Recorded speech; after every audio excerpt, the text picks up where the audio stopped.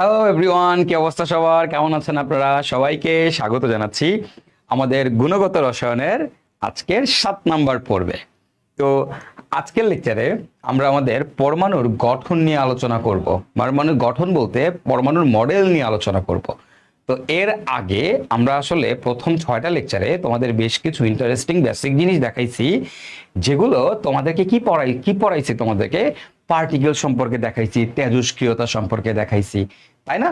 তো আমরা ওই যে বাকি যে বেসিক টপিকগুলো ছিল সেগুলো আমরা সব আমাদের আসলে প্রথম 6টা লেকচারে দেখেছি। এখন থেকে আমরা আমাদের অ্যাটমিক মডেল নিয়ে আলোচনা করব। ঠিক আছে? তাহলে প্রথম পোর্শনে আমাদের কণিকা সম্পর্কিত আমরা যত কণিকা আছে কণিকাগুলো নিয়ে আলোচনা করেছি, আর এই সেগমেন্টটাতে আমরা আমাদের পরমাণুর মডেল নিয়ে আলোচনা করব। অর্থাৎ আমাদের যে বিভিন্ন ধরনের পরমাণু মডেল আছে সেই পরমাণু মডেলগুলো নিয়ে আমরা আমাদের এই লেকচারটাতে আলোচনা করব। ঠিক আছে? আচ্ছা, তো আজকের পর থেকে আমাদের পরমাণু মডেল রিলেটেড আলোচনা হবে। তারপরে পরমাণু মডেল সম্পর্কে আলোচনা করার পরে পরের সেগমেন্টটাতে আমরা কোয়ান্টাম সংখ্যা নিয়ে আলোচনা করব। তো তাহলে বুঝতেই পারতেছো যে প্রথম যেই সেগমেন্টটা আছে সেখানে আমরা আসলে সেটাকে আবার 3 ভাগে ভাগ করে পড়াচ্ছি। প্রথম অংশে আমরা পড়িয়েছি পরমাণুর কণিকা, মানে আমাদের পরমাণুর মধ্যে যে পার্টিকেলস থাকে সেই পার্টিকেলস সম্পর্কে আমরা জানছি। তারপরের সেগমেন্টটাতে আমরা আসলে পরমাণুর মডেল সম্পর্কে জানবো, এবং তারপরের সেগমেন্টে আমরা কোয়ান্টাম সংখ্যা সম্পর্কে জানবো। ঠিক আছে? তাহলে আমাদের প্রথম সেগমেন্টের মধ্যে আবার 3টা সেগমেন্ট, 3টা পার্টে আমরা ভাগ করে তারপর পড়াচ্ছি। ঠিক আছে? তো আমরা গত যেই 6টা লেকচার করেছি তার উপর আমরা সবাই পরীক্ষাও দিয়েছি, তাই না? তোমাদের একটা পরীক্ষাও হয়েছে। আশা করি ওই 6টা লেকচার তোমাদের সবার কনসেপ্ট ক্লিয়ার হয়ে গেছে। যদি তারপরেও কারো কোনো কোথাও সমস্যা থাকে, কোথাও বুঝতে প্রবলেম হয়, অবশ্যই তুমি আমাদেরকে জানাবা, ডিসকাশন গ্রুপে অবশ্যই পোস্ট করে দিবা। ঠিক আছে? ওকে, সো আমরা আমাদের আজকের লেকচার শুরু করব। তার আগে সবাই জয়েন করে ফেলো। আমাকে ঠিকঠাক মতো শুনতে পাওয়া যাচ্ছে কিনা, দেখা যাচ্ছে কিনা একটু কমেন্টস করে জানাই দিবা।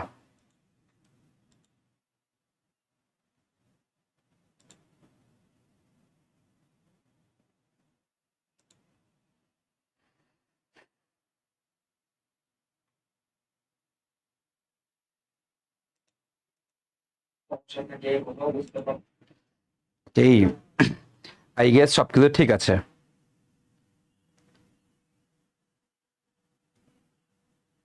ওয়েবে প্রবলেমের কারণে পরীক্ষা দিতে পারো নাই, আচ্ছা সমস্যা নাই, নেক্সট পরীক্ষাটা দিও, নেক্সট পরীক্ষাতে ইনশাল্লাহ থাকবে না।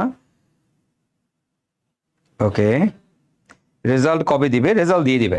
ঠিক আছে, রেজাল্ট দিয়ে দিবে, রেজাল্ট দিয়ে দিতে বলবো, আজকাল কি রেজাল্ট দিয়ে দিতে বলবো তোমাদের। ওকে ওকে, আমাকে ঠিকঠাক মতো দেখা যাচ্ছে আই গেস, তাই না? সবকিছু দেখা যাচ্ছে, শোনাও যাচ্ছে, all clear, all good, okay fine. আমি একটু সবাইকে মেনশন করে দেই।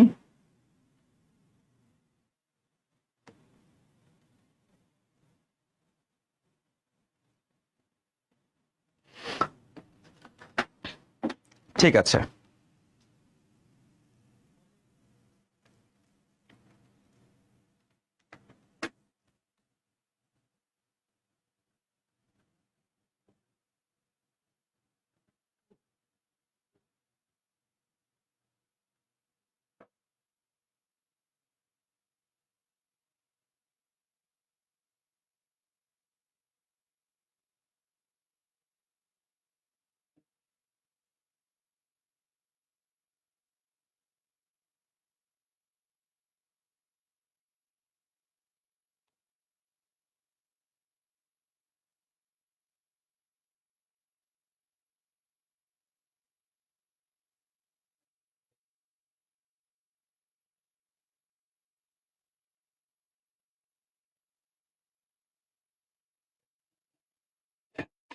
ওকে, সো আমরা শুরু করব আমাদের আজকের লেকচার।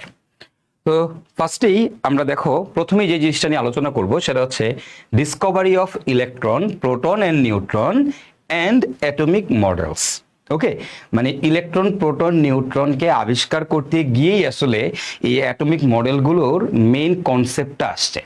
মানে অ্যাটমিক মডেল তো আমরা তো ধরেই বলে দেই যে এটার অ্যাটমিক মডেল, এই অ্যাটমিক মডেল, রাদারফোর্ডের অ্যাটমিক মডেল, তারপরে বোরের পরমাণু মডেল, এগুলো আমরা পড়ছি না, বা 19 থাকতো আমরা দেখে আসছি, তাই না? কিন্তু আসলে এই অ্যাটমিক মডেলের কনসেপ্টগুলো কিভাবে আসছে, অ্যাটমিক মডেলের কনসেপ্টগুলো কিভাবে আসছে। হ্যাঁ, তো আমরা আজকে শুরু করব, একদম প্রথমেই আমরা যে টপিকটা নিয়ে আজকে শুরু করব সেটা হচ্ছে discovery of electron, proton and neutron, এবং এগুলাকে ডিসকভার করতে গিয়ে কিভাবে অ্যাটমিক মডেলের ধারণাগুলো আসছে সেটাই তোমাদেরকে ভাইয়া আজকের লেকচারে বুঝাবো। ঠিক আছে, তো আমরা যখন কোনো একটা অ্যাটমিক মডেল পড়ি তখন শুরুই করি অ্যাটমিক মডেল দিয়ে, বাট আসলে এটার পিছনের স্টোরিটা কি, ব্যাক স্টোরিটা কি আমরা আসলে জানি না। বাট তুমি যখন ব্যাক স্টোরিটা জানবা তখন এই অ্যাটমিক মডেলগুলো তোমার নিজেরই বুঝতে কোনো অসুবিধা হবে না। ঠিক আছে, তো আমরা আজকে সেই অ্যাটমিক মডেলগুলো নিয়ে আলোচনা করব, একই সাথে দেখব যে কিভাবে আসলে ইলেকট্রন, প্রোটন, নিউট্রন এই জিনিসগুলোর আবিষ্কার করা হয়েছে। তো চলো আমরা ফার্স্টেই দেখি যে আমাদের কি কি অ্যাটমিক মডেলগুলো নিয়ে আমাদের পড়াশোনা করতে হয়। তো প্রথমেই দেখো আছে 1 নম্বরে থমসনের পরমাণু মডেল, যেটা কিনা 1897 সালে দেওয়া। তারপর হচ্ছে রাদারফোর্ডের পরমাণু মডেল 1911 সালে দেওয়া। তারপরে বোরের পরমাণু মডেল, যেটা 1913 সালে দেওয়া। তারপর সমারফিল্ডের পরমাণু মডেল, এটাকে বোর সমারফিল্ড মডেলও বলে, বোর সমারফিল্ড মডেল অথবা সমারফিল্ডের পরমাণু মডেল, যেটা 1913 থেকে 1916, মোস্টলি 1916 আমরা আসলে স্ট্যান্ডার্ড হিসাবে ধরি। এরপরে হচ্ছে ডি ব্রগলির তরঙ্গ সমীকরণ, তরঙ্গ বলবিদ্যা পরমাণু মডেল 1924 সালে, যেটা লুই ডি ব্রগলি প্রস্তাবনা দিয়েছেন।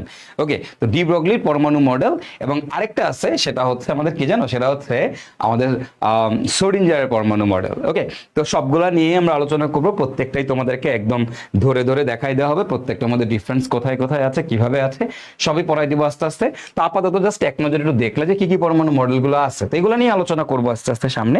তো শুরু করবো আমরা যেটা দিয়ে, সেটা হচ্ছে discovery of electron and pump pudding model.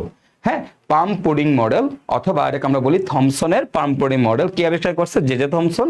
কত সালে? 1897 সালে। এখন এই 1897 সালে জে জে থমসন আসলে পরমাণু মডেল দিতে চায় নাই, জে জে থমসন এটা এক্সপেরিমেন্ট করছে।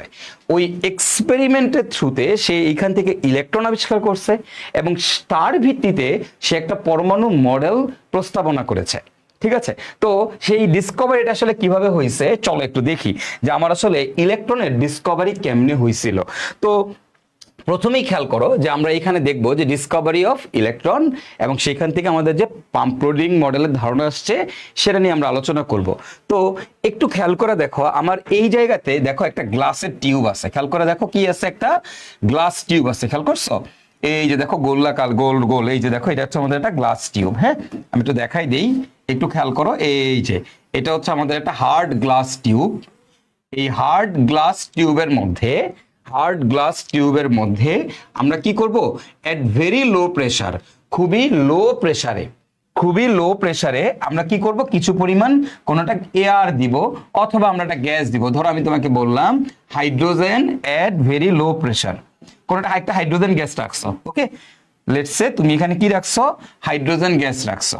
তো তাহলে কোন গ্যাস? হাইড্রোজেন এট ভেরি লো প্রেসার। তো আমরা একটা গ্লাস টিউবের মধ্যে কি করছে? হাইড্রোজেন গ্যাসকে রাখছে। লো প্রেসারে হাইড্রোজেন গ্যাসকে রাখছে। তো রাখার পর এরপরে কি করছে দেখো, এই গ্লাস টিউবটার এক পাশে এইখানে দেখো একটা দণ্ড আছে, এইখানে দেখো একটা দণ্ড আছে, এইখানে একটা মেটালিক প্লেট আছে, এই জায়গায় একটা মেটালিক প্লেট আছে, ধাতব পাত আছে, এখানে একটা ধাতব পাত আছে, এখানে একটা ধাতব প্লাট আছে। তাহলে আমি একটু দেখি, একটা গ্লাসের টিউব আছে, এই গ্লাস টিউবের ভেতরে হাইড্রোজেন আছে লো প্রেসারে, যেটার প্রেসার খুবই কম প্রেসারের কিছু হাইড্রোজেন গ্যাস আছে। ওকে, এবং এই গ্লাস টিউবের ভেতরে দুইটা ধাতব পাত আছে, এটা একটা ধাতব পাত, এটা আমাদের একটা ধাতব পাত। এবার আমরা কি করছি? আমরা যেটা করছি সেটা হচ্ছে এই ধাতব পাত দুইটাকে একটা হাই ভোল্টেজ ব্যাটারির সাথে কানেক্ট করে দিছি। তোমরা সবাই জানো যে ব্যাটারি আছে, আমাদের ব্যাটারিগুলার এক প্রান্তে পজিটিভ থাকে, ব্যাটারির আরেক প্রান্তে নেগেটিভ থাকে। ব্যাটারির এক প্রান্তে থাকে পজিটিভ, ব্যাটারির আরেক প্রান্তে থাকে নেগেটিভ। তো দেখো ওই ব্যাটারির নেগেটিভ প্রান্তর সাথে এই যে মেটালিক পার্টটা আছে, ধাতব পার্টটা আছে, এই ধাতব পার্টটাকে ব্যাটারির নেগেটিভ প্রান্তের সাথে যুক্ত করলাম, আর এই ব্যাটারির পজিটিভ প্রান্তের সাথে কি করলাম? এই ধাতব পার্টটাকে যুক্ত করলাম। ওকে, এই ধাতব পার্টটাকে যুক্ত করলাম। ওকে, তাহলে এক পাশে দিলাম আমি কি বলতো, এক পাশে দিলাম আমি হচ্ছে আমাদের ব্যাটারির নেগেটিভ প্রান্তকে এক পাশে একটা ধাতব পাতের সাথে যুক্ত করে দিলাম, আর এই ধাতব পাতটাকে ব্যাটারির পজিটিভ প্রান্তর সাথে যুক্ত করে দিলাম। এই ব্যাটারির নেগেটিভ প্রান্তর সাথে যখন কোনো একটা ধাতব পাত যুক্ত থাকে তখন সেটাকে বলা হয় ক্যাথোড, আর ব্যাটারির পজিটিভ প্রান্তর সাথে যখন কোনো ধাতব পাত যুক্ত থাকে তাকে বলা হয় অ্যানোড। এটা আমরা আমাদের তড়িৎ রসায়ন নামক একটা অধ্যায় আছে কেমিস্ট্রি সেকেন্ড পেপারে। তো যখন তড়িৎ রসায়ন শিখব তখন আমরা সেখানে তড়িৎ বিশ্লেষণ করতে গেলে এইটার সম্পর্কে আরো অনেক ভালো ধারণা পাবো। তারপরেও ক্লাস 9-10-এও তোমাদের তড়িৎ বিশ্লেষণ ছিল। তো যেহেতু 9-10-এ তড়িৎ বিশ্লেষণ ছিল, মোটামুটি অ্যানোড ক্যাথোড এই দুইটা শব্দের সাথে তোমরা পরিচিত হওয়ার কথা। তো সহজ ভাষায় আমি যদি বলি, ব্যাটারির নেগেটিভ প্রান্তটা যার সাথে যুক্ত থাকে তাকে বলা হয় ক্যাথোড, ব্যাটারির পজিটিভ প্রান্তটা যার সাথে যুক্ত থাকে তাকে বলা হয় অ্যানোড। ওকে, তাহলে আমরা মোটামুটি একটা কনসেপ্ট এখানে দেখলাম। যে কি দেখলাম একটু খেয়াল করো। যে আমি দেখলাম আমার কাছে একটা হার্ড গ্লাস টিউব আছে, যেই গ্লাস টিউবের মধ্যে কিছু পরিমাণ গ্যাস আছে, এটা যে কোনো এনি কাইন্ড অফ গ্যাস, কিন্তু লো প্রেসারে, ভেরি লো প্রেসারে কিছু পরিমাণ গ্যাস থাকবে।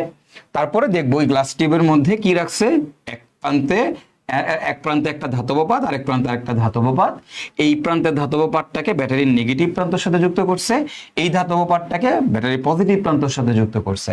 যেটা নেগেটিভ সেটাকে আমরা বলি ক্যাথোড, যেটা পজিটিভ সেটাকে আমরা বলি অ্যানোড।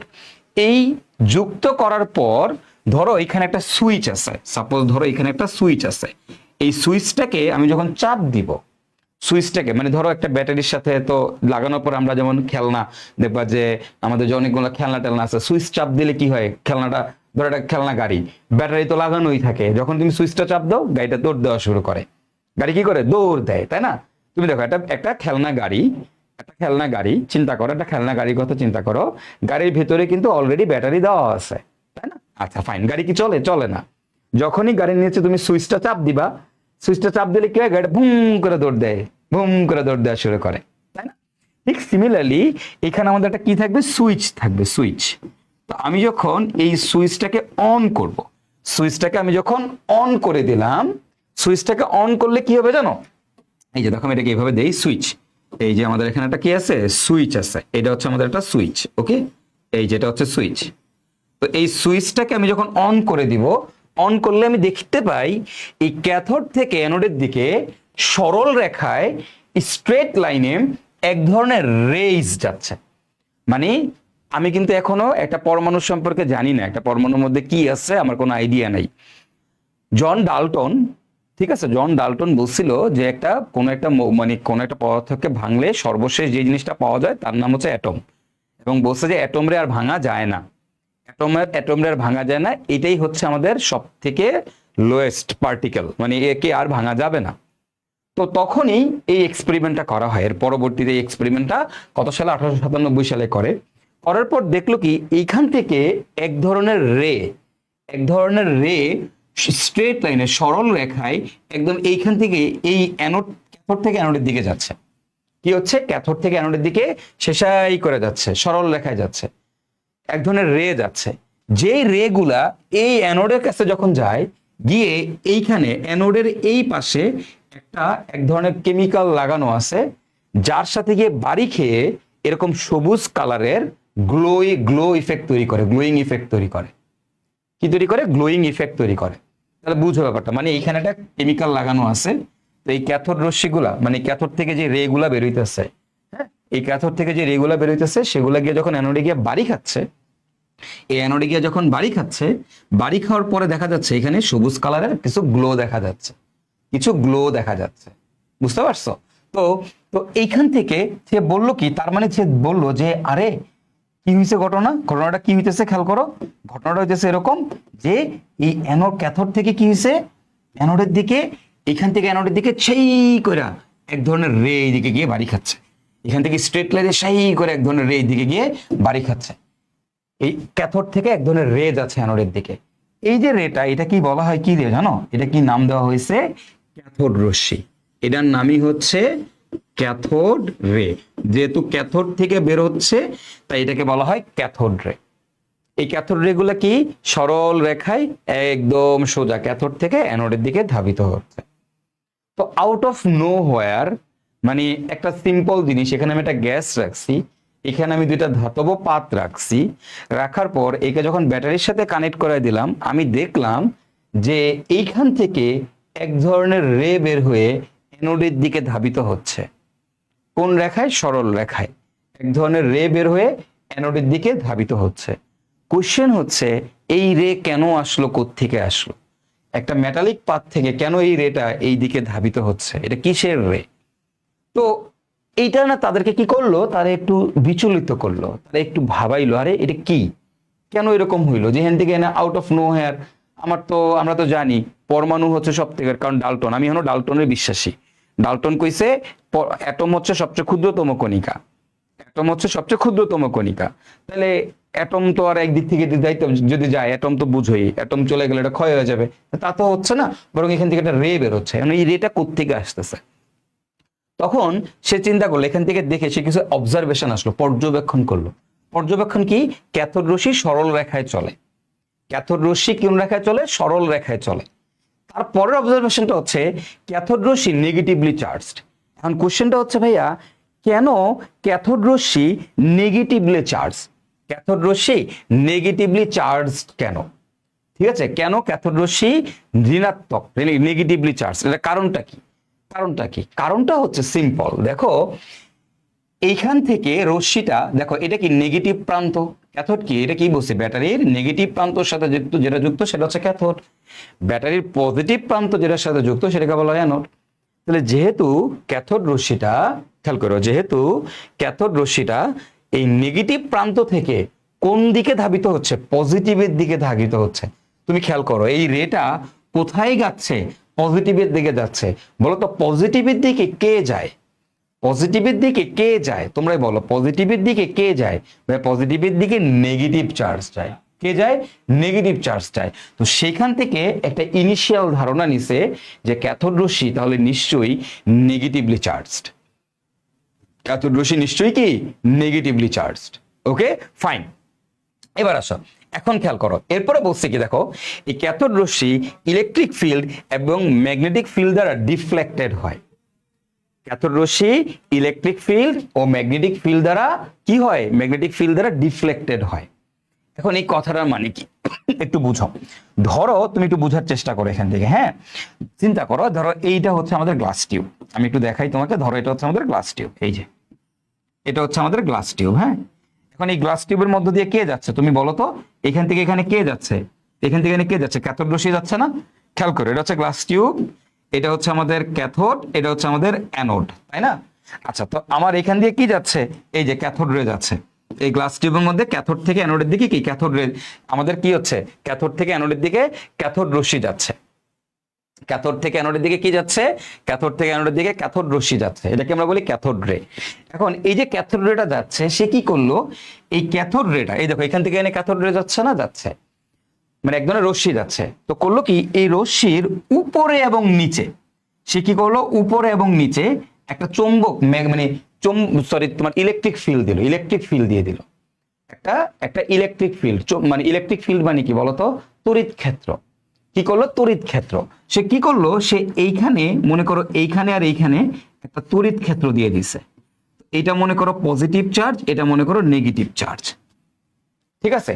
তো যখন তড়িৎ ক্ষেত্র দিয়ে দিল, দেখলো কি আমাদের ক্যাথোড রেটা আছে, এই ক্যাথোড রে সোজা দেখেছিল না ক্যাথোড রেটা, এখন দেখা গেলো যখন আমি তড়িৎ ক্ষেত্র দিয়ে দিছি, তখন আমার এই যখন আমি তড়িৎ ক্ষেত্র দিয়ে দিছি, তখন এই ক্যাথোড রেটা এটা কি হচ্ছে? পজিটিভের দিকে বেঁকে যাচ্ছে।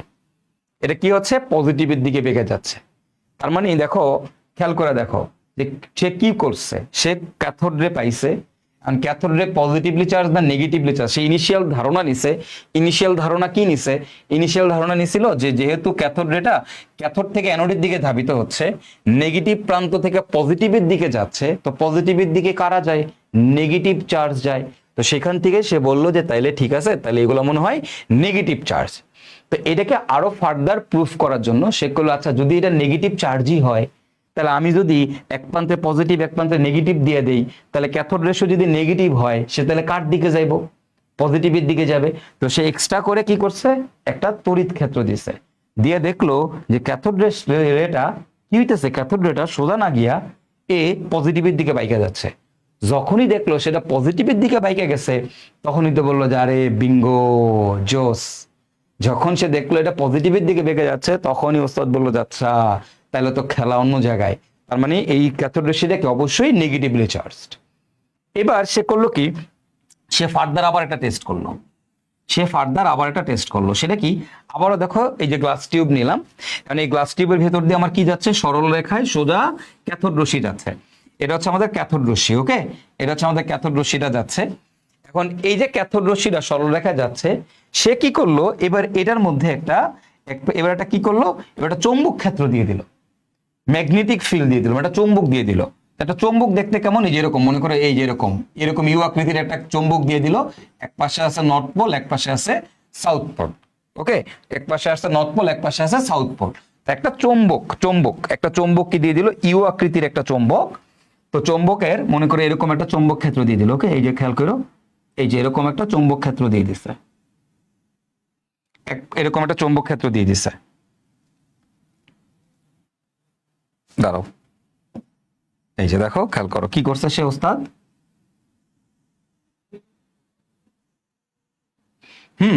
এরকম একটা চৌম্বক ক্ষেত্র দিছে।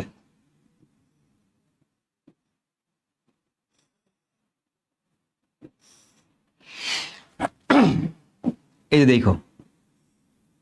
যে দেখো, হ্যাঁ, এরকম একটা চৌম্বক ক্ষেত্র দিয়ে দিছে। তো এই চৌম্বক ক্ষেত্রের এটা হচ্ছে তোমার নর্থ পোল, এটা হচ্ছে নর্থ পোল, আর ওই ভিতরের দিকে যেটা আছে ওটা হচ্ছে সাউথ পোল। ওটা হচ্ছে সাউথ পোল, মানে বুঝছো তো। ধরো এরকম, মনে করো এই যে এটা মনে করো চৌম্বক ক্ষেত্র, ঠিক আছে। এবার ধরো এই যে হেডফোনটা ধরো, এই যে এরকম ভাবে পেঁচাই দিছে আর কি, মানে এটার ভিতরে যে এরকম ভাবে দিয়া, এই যে দেখো এই যে হেডফোনটার দিকে তাকাও, এরকম ভাবে তাকাও, এই যে এরকম একটা ইউ আকৃতির চৌম্বক ক্ষেত্র, ঠিক আছে। এটার ভিতরে এটারে এই নলের এই ক্যাথোড রশ্মির যে টিউবটা আছে, টিউবের ভিতরে যে ঢুকাই দিছে। একটা উপরে আছে, একটা নিচে আছে, এই উপরে নর্থ পোল, ভিতরে আছে সাউথ পোল। ওকে, মানে এটার ভিতরে মনে করে এটা হলো যে টিউব, এটা হলো টিউব মানে ক্যাথোড রে। এই ক্যাথোড রেটা কি করছে, এই আমাদের এই যে এটার ভিতর দিয়ে দিয়ে দিছে। এটা হচ্ছে ইউ আকৃতির নল, এর এই যে ইউ আকৃতির চৌম্বক ক্ষেত্র, এর মধ্যে দিয়ে এই যে ক্যাথোড রেটা প্রবেশ করাই দিছে, ঠিক আছে। ওকে, তো দেওয়ার পরে এখন কি হয়েছে, এবার দেখলো কি যে আরে আগে যেই দিকে বাঁকছে, এখন এখন এইটা তার উল্টা দিকে বেঁকে যাচ্ছে, ক্যাথোড রশ্মিটা তার উল্টা দিকে বেঁকে যাচ্ছে, অর্থাৎ নর্থ পোলের দিকে বেঁকে যাচ্ছে। এটা থেকে আবারও কনফার্ম হয়ে গেল যে তার মানে ক্যাথোড রশ্মি অবশ্যই নেগেটিভলি চার্জ, ক্যাথোড রশ্মি অবশ্যই নেগেটিভলি চার্জ, ঠিক আছে।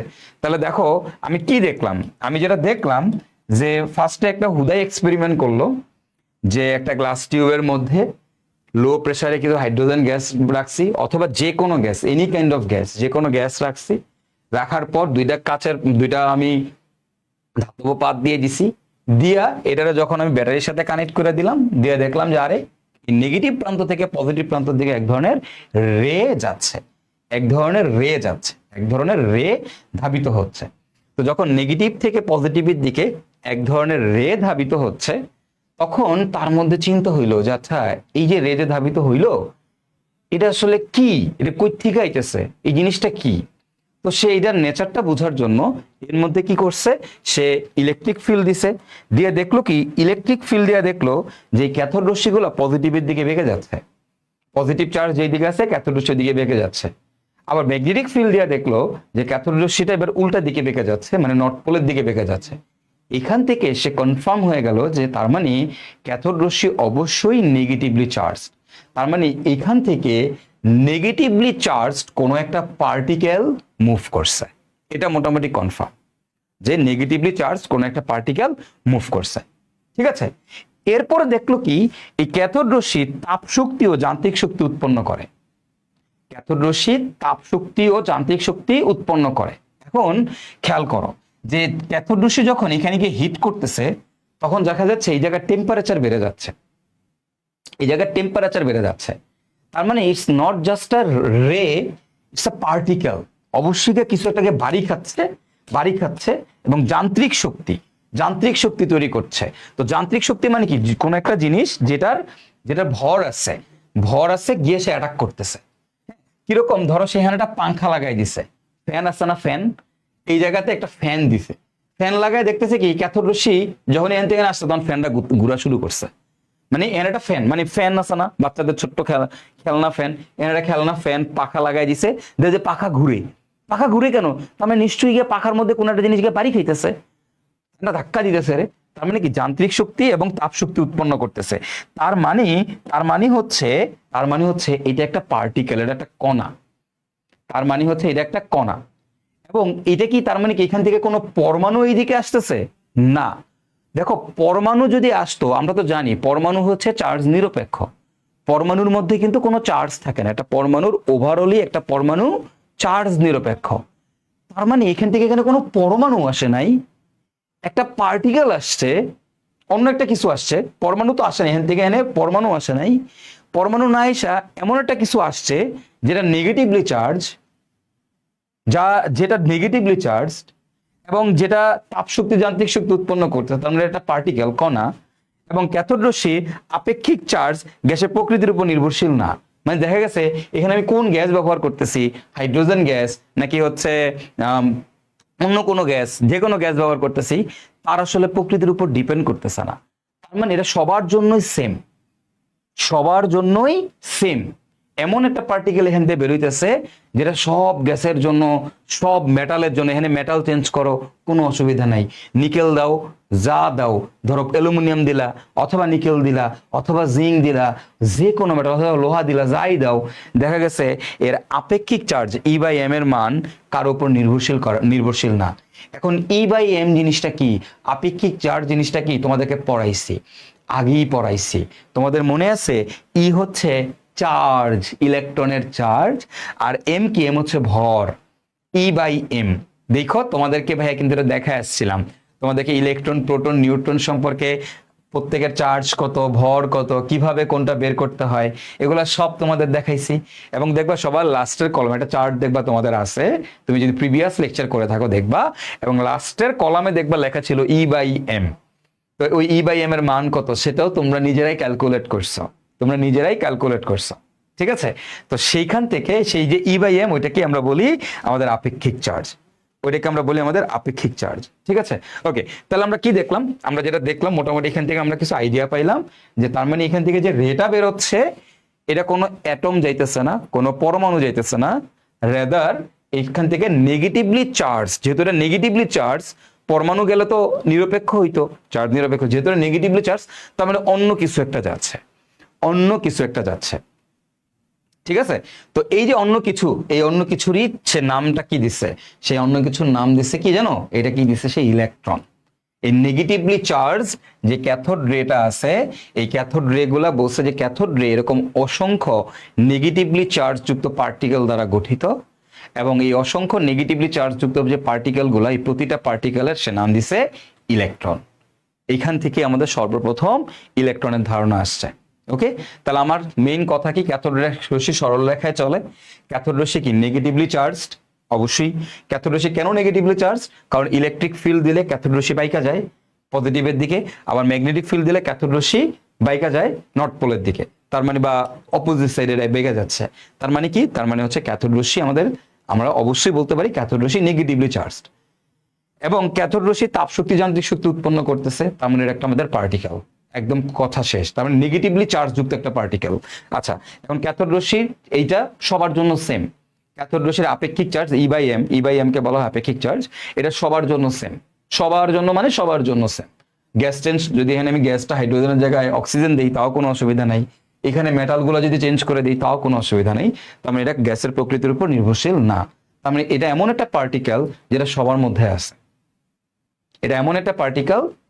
মধ্যে আছে, যেহেতু নির্ভরশীল না, তার মানে এটা সবার মধ্যে আছে। তো এইখান থেকে আমরা দেখলাম তার মানে আমার পরমাণুর মধ্যে অবশ্যই তার মানে একটা ইউনিক পার্টিকেল আছে যেটা সবার মধ্যে আছে এবং যেটা নেগেটিভলি চার্জড। তো এই ইউনিক পার্টিকেলটার নাম কি? এই ইউনিক পার্টিকেলটার নাম হচ্ছে ইলেকট্রন। এটার নাম কি? ইলেকট্রন। ওকে, তো এইখান থেকে পরবর্তীতে আসো, এইখান থেকেই জে জে থমসন কিছু সিদ্ধান্ত উপনীত হয়েছে, সেটা কি? সেটা হচ্ছে যে দেখো, ক্যাথোড রশ্মি বা ইলেকট্রন নেগেটিভলি চার্জড। প্রথম কি কি সিদ্ধান্ত দিছে? যে ক্যাথোড রশ্মি বা ইলেকট্রন গুলো হচ্ছে আমাদের নেগেটিভলি চার্জড। সেকেন্ড কথা, যেহেতু পরমাণু সামগ্রিকভাবে চার্জ নিরপেক্ষ এবং ইলেকট্রন নেগেটিভলি চার্জড, ইলেকট্রন যেহেতু নেগেটিভলি চার্জড, ওকে, পরমাণু কি সামগ্রিকভাবে, পরমাণু হচ্ছে চার্জ নিরপেক্ষ, তাই না? একটা পরমাণুতে তো আর চার্জ থাকে না, নিরপেক্ষ থাকে, কিন্তু ইলেকট্রন কি, ইলেকট্রন হচ্ছে আমাদের নেগেটিভলি চার্জ, মাত্রই আমরা দেখে আসছি। সে বলছে তার মানে অবশ্যই পরমাণুর মধ্যে ইলেকট্রন আছে, একটা নেগেটিভ চার্জযুক্ত পার্টিকেল পরমাণুর মধ্যে আছে, এবং এই নেগেটিভ চার্জযুক্ত পার্টিকেলটার নামই সে কি দিছে, ইলেকট্রন। সে নেগেটিভ চার্জযুক্ত পার্টিকেলের নামই দিছে ইলেকট্রন। ওকে, তাহলে যেহেতু সামগ্রিকভাবে চার্জ নিরপেক্ষ এবং ইলেকট্রনগুলো নেগেটিভলি চার্জ, তার মানে পরমাণুর ভেতরে অবশ্যই পজিটিভ চার্জ আছে, যেহেতু পরমাণু চার্জ নিরপেক্ষ। এখন যেহেতু তুমি ফাইন্ড আউট করেই ফেলছো যে পরমাণুর মধ্যে অবশ্যই ইলেকট্রন নামক কিছু একটা আছে যেটা নেগেটিভলি চার্জ, তার মানে অবশ্যই ওই পরমাণুটাকে নিউট্রালাইজ করার জন্য ওইখানে অবশ্যই কিছু পরিমাণ পজিটিভ চার্জ আছে, অবশ্যই পরমাণুর মধ্যে পজিটিভ চার্জ আছে। আচ্ছা, এবার ক্যাথোড রশ্মি যে পার্টিকেল দিয়ে তৈরি সেটি একটি হাইড্রোজেন পরমাণু অপেক্ষা 1000 গুণ ছোট। 1000 গুণ ছোট মানে ক্যাথোড রশ্মি কি দিয়ে তৈরি, ইলেকট্রন দিয়ে তৈরি। তো বলছে যে একটা হাইড্রোজেন পরমাণুর তুলনায় এই ইলেকট্রন গুলা 1000 গুণ ছোট, 1000 গুণ ছোট। তো এই যে এই কনসেপ্টের উপর বেস করে সে যে ক্যাথোড রশ্মি টেস্টটা করছে, করার পরেই সে বলছে যে তাইলে তো ডাল্টনের অ্যাটমিক মডেলটা ভুল। ডাল্টন যে বলছে কোন একটা পরমাণুর আর ভাঙা যায় না, ডাল্টন কি বলছিল যে, ওটা তো তোমরা জানো, অনেক আগের কাহিনী। ডাল্টন বলছে যে পরমাণু ক্ষুদ্রতম একক হচ্ছে অ্যাটম, কিন্তু সে দেখলো যে না, অ্যাটমের ভিতরে কি আছে, অ্যাটমের ভিতরে মানে নেগেটিভ চার্জ যুক্ত একটা পার্টিকেল আছে। তো তখন সে বলল যে আমার যে অ্যাটম গুলো আছে, সে বলল আমার যে অ্যাটম গুলো আছে, এই যে এইখান থেকে দেখো সে কি কইছে, সে বলছে কি দেখো যে পরমাণু, এটা একটা পরমাণু, ঠিক আছে, একটা পরমাণু, এটাকে বলা হয় আমরা পাম পুডিং মডেল। এটাকে আমরা কি বলি, পাম পুডিং মডেল। যে আমার একটা পরমাণুর, এই পরমাণুর ভেতরে কি থাকবে, কোন একটা পরমাণুর ভেতরে আমাদের আমাদের ইলেকট্রন থাকবে। কি থাকবে, ইলেকট্রন থাকবে, নেগেটিভলি চার্জ যুক্ত ইলেকট্রন থাকবে। এবং পরমাণুর ভেতরে সে বলছে এই ইলেকট্রন গুলা এরকম ছড়ায় ছিটায় আছে, অনেকটা কার মতো, তরমুজের মতো। তরমুজের মধ্যে যেমন তরমুজের বিচিগুলা ছড়ায় ছিটায় থাকে, অথবা পুডিং এর উপরে যেমন কিসমিস ছড়ায় ছিটায় দেই না আমরা, এরকম কিসমিসের মতো পাম পুডিং মডেল বলে। পামগুলা হচ্ছে পুডিং এর মধ্যে ছড়ায় ছিটায় দেওয়া থাকে, এরকম ভাবে ইলেকট্রন গুলা পরমাণুর ভেতরে ছড়ায় ছিটায় আছে। ঠিক আছে, যেহেতু পরমাণুর ভেতরে এরকম নেগেটিভলি চার্জ আছে, তার মানে অবশ্যই অবশ্যই পরমাণুর ভেতরে কোনো না কোনো পজিটিভ চার্জও আছে, কারণ পরমাণু তো নিউট্রাল বানাইতে হবে। তুমি চিন্তা করো, তুমি হচ্ছে নিউট্রাল, তুমি হচ্ছে নিউট্রাল, আর তোমার ভিতরে আমি ফাইন্ড আউট করছি নেগেটিভ আছে, তাহলে নেগেটিভরে প্রশমিত করার জন্য অবশ্যই কি পজিটিভ থাকতে হবে। তো সে বলছে এই যে পাম পুডিং যে আছে, এই পুডিং এর যে পুরো ডোটা আছে, ডো মানে এই যে পুরো পুডিংটা আছে, এই পুরাটাই হচ্ছে পজিটিভলি চার্জড। ওকে, বাকি যেটা আছে এটা পুরাটাই হচ্ছে কি পজিটিভ। আমি একটু সুন্দর মতো আঁকি আর কি, ধরো একটা এই যে তরমুজের মতো আঁকলাম আর কি। ওকে, এই হচ্ছে কাহিনী। তাহলে এটা হচ্ছে নিচের সাইডটা আর কি, এটা হলো উপরে, মানে এটা তরমুজ কাটলে, মাছ বরাবর তরমুজ কাটলে যেমন দেখা যাবে আর কি। হ্যাঁ, এই যে উপরের দিকে তরমুজের বিচিগুলা ছড়াই ছিটে আছে, আর বাকি যে ডোটা আছে চারপাশে পুরোটাই হচ্ছে পজিটিভলি চার্জ। এগুলা সব হচ্ছে আমাদের পজিটিভলি চার্জ। ওকে, এইগুলা পুরোটা চারপাশে পুরোটা হচ্ছে পজিটিভলি চার্জ। আর বলছে এর ভিতরে কি আছে, এই যে ইলেকট্রন গুলো আছে, এগুলো হচ্ছে আমাদের নেগেটিভলি চার্জ। এখানে যতগুলো ইলেকট্রন নেগেটিভলি চার্জ থাকবে, ঠিক তত সংখ্যক পজিটিভলি চার্জ থাকবে, পজিটিভ চার্জ থাকবে আমাদের ওই ডোর ভিতরে। বুঝছো, ক্লিয়ার, বুঝা গেছে? তো এই হচ্ছে আমাদের পাম পুডিং মডেল। এটা কি আমরা বলি আমাদের পাম পুডিং মডেল, পাম পুডিং মডেল। তো পাম পুডিং মডেলটা কি, আশা করি সবাই বুঝতে পারছো। কিভাবে জে জে থমসন আমাদের এই থিওরিটা আবিষ্কার করছে। ওকে, জে জে থমসনের থিওরিটা তোমরা অনেকেই জানো, 9-10 থাকতো তোমরা অনেকে হয়তো পড়ছো, না থাকলেও ইন্টারমিডিয়েটে আসলে দেখবা যে অল্প কয়েক লাইনে জে জে থমসনের এই পাম পুডিং মডেলটার কথা বলা আছে। তো সেটা কি বলছে যে ইলেকট্রন গুলা পরমাণুর মধ্যে এই যে তরমুজের বিচির মতো বা একটা পুডিং এর মধ্যে যেমন কিসমিস ছড়ায় ছিটায় থাকে, এরকম কিসমিসের মতো ইলেকট্রন গুলো ছড়ায় ছিটায় থাকবে ইলেকট্রন গুলা। আর যে বাকি যে পুরো সিস্টেমটা আছে, বাকি যে পরমাণুর বাকি যে জিনিসটা আছে, এই পুরোটা হচ্ছে পজিটিভ, ডোটা আছে যে ডো বলে এটারে, পুডিং এর ডো আর কি, এই পুরোটা হচ্ছে পজিটিভলি চার্জ থাকবে। তো কেন, কারণ একটা পরমাণু হচ্ছে চার্জ নিরপেক্ষ। তো যেহেতু পরমাণুর মধ্যে নেগেটিভ চার্জ আছে, তখন অবশ্যই পজিটিভ চার্জও আছে। তো এটাই হচ্ছে সর্বপ্রথম বলছে যে এই বাকি পুরাটা হচ্ছে পজিটিভলি চার্জ যুক্ত থাকবে, আর ভিতরে ইলেকট্রনগুলা নেগেটিভলি আকারে ছড়ায়, নেগেটিভ চার্জগুলো ছড়ায় ছিটায় থাকবে। তো এই পুরাটা জিনিসটাকেই বলা হয় পাম্প পুডিং মডেল, এবং এটাই মানে সর্বপ্রথম বলা যায় অ্যাটমিক মডেল এটা ব্যাপক মানে মাইলস্টোন ক্রিয়েট করছে। কারণ ডাল্টন বলছিল পরমাণুর আর ভাঙা যায় না, আর সে এসে দেখলো যে না, পরমাণুর ভিতরেও একটা নেগেটিভলি চার্জ পার্টিকেল আছে, একটা নেগেটিভলি চার্জ পার্টিকেল আছে। এই নেগেটিভলি চার্জ যে পার্টিকেল, সেটার নাম দিছে কি? ইলেকট্রন। সেটার নাম দিছে ইলেকট্রন। ক্লিয়ার? ক্লিয়ার বোঝা গেছে কিনা বলো, একটু কমেন্ট করে জানাও যে তোমরা পাম্প পুডিং মডেলটা বুঝছো কিনা, ক্যাথোড রে এক্সপেরিমেন্ট আরেকবার বুঝছো কিনা, সবাই একটু কমেন্ট করে জানাবা। কেউ না বুঝলে অবশ্যই বলবা, কোনো সমস্যা নাই, ঠিক আছে? যে কিভাবে ইলেকট্রনের আবিষ্কারটা হয়েছিল, আউট অফ নো হোয়ার কেমনি ইলেকট্রনের আবিষ্কার হয়ে গেছিল, ঠিক আছে? ডাল্টন সাহেব বলছিল যে অ্যাটমটা আর ভাঙা যায় না, ওকে এইটাই বিশ্বাস করছিল। তো জে থমসন উনি একদিন হুদাই একটা ক্লাসের কাচের নলের মধ্যে একটা এক্সপেরিমেন্ট করতে গেল, এক্সপেরিমেন্ট করতে গিয়ে দেখলো আর এখান থেকে একটা রে বেরোইতেছে। এই রেটা দেখা গেল কি নেগেটিভ, মানে ক্যাথোড থেকে অ্যানোডের দিকে যাচ্ছে। তো যেহেতু ক্যাথোড থেকে অ্যানোডের দিকে যাচ্ছে, তো সে একটা ইনিশিয়াল ধারণা নিল যে অ্যানোড তো পজিটিভ চার্জ, তো পজিটিভের দিকে কারা আসে? নেগেটিভ আসে। তার মানে অবশ্যই এখান থেকে কোনো নেগেটিভ চার্জ যুক্ত কিছু আসতেছে। এটাকে ফার্দার টেস্ট করার জন্য সে তড়িৎ ক্ষেত্রের মধ্যে দিল, দিয়ে দেখলো আরে এই রে তো পজিটিভের দিকে বাইকা যাচ্ছে। তারপরে যখন সে চৌম্বক ক্ষেত্রের মধ্যে দিল, দেখলো আরে এটা তো উল্টা দিকে বাইকা যাচ্ছে। তখন সে একদম কনফার্ম হয়ে গেল যে আরে তার মানে কি, তার মানে ক্যাথোড রশ্মি অবশ্যই কি নেগেটিভলি চার্জ। এবার এখানে একটা পাংখা লাগাই দিল, পাংখা লাগাই দেখলো আরে ক্যাথোড রশ্মিকে পাংখা ঘুরাইতেছে, তার মানে এটা একটা পার্টিকেল। আচ্ছা, আবার দেখলো কিভাবে গরম করে লাইতেছে, তার মানে যেহেতু তার মানে একটা নেগেটিভলি চার্জযুক্ত পার্টিকেল এনতে পারিছে। এখন পরমাণু তো নিউট্রাল, তার মানে কি নেগেটিভলি পরমাণুর ভিতরে অবশ্যই কি আছে? নেগেটিভলি চার্জযুক্ত কোনো একটা পার্টিকেল আছে। তখন সে কি করলো? হাইড্রোজেন গ্যাসের জায়গায় অন্য একটা গ্যাস দিল, গিয়ে দেখলো আরে ঘটনা তো সেম, একই ঘটনা আসতেছে, আপেক্ষিক চার্জ সেম। তারপর দেখা গেল যে একই পার্টিকেল আইতেছে, এখানে মেটাল গুলা চেঞ্জ করলো, আরে একই জিনিস আসতেছে।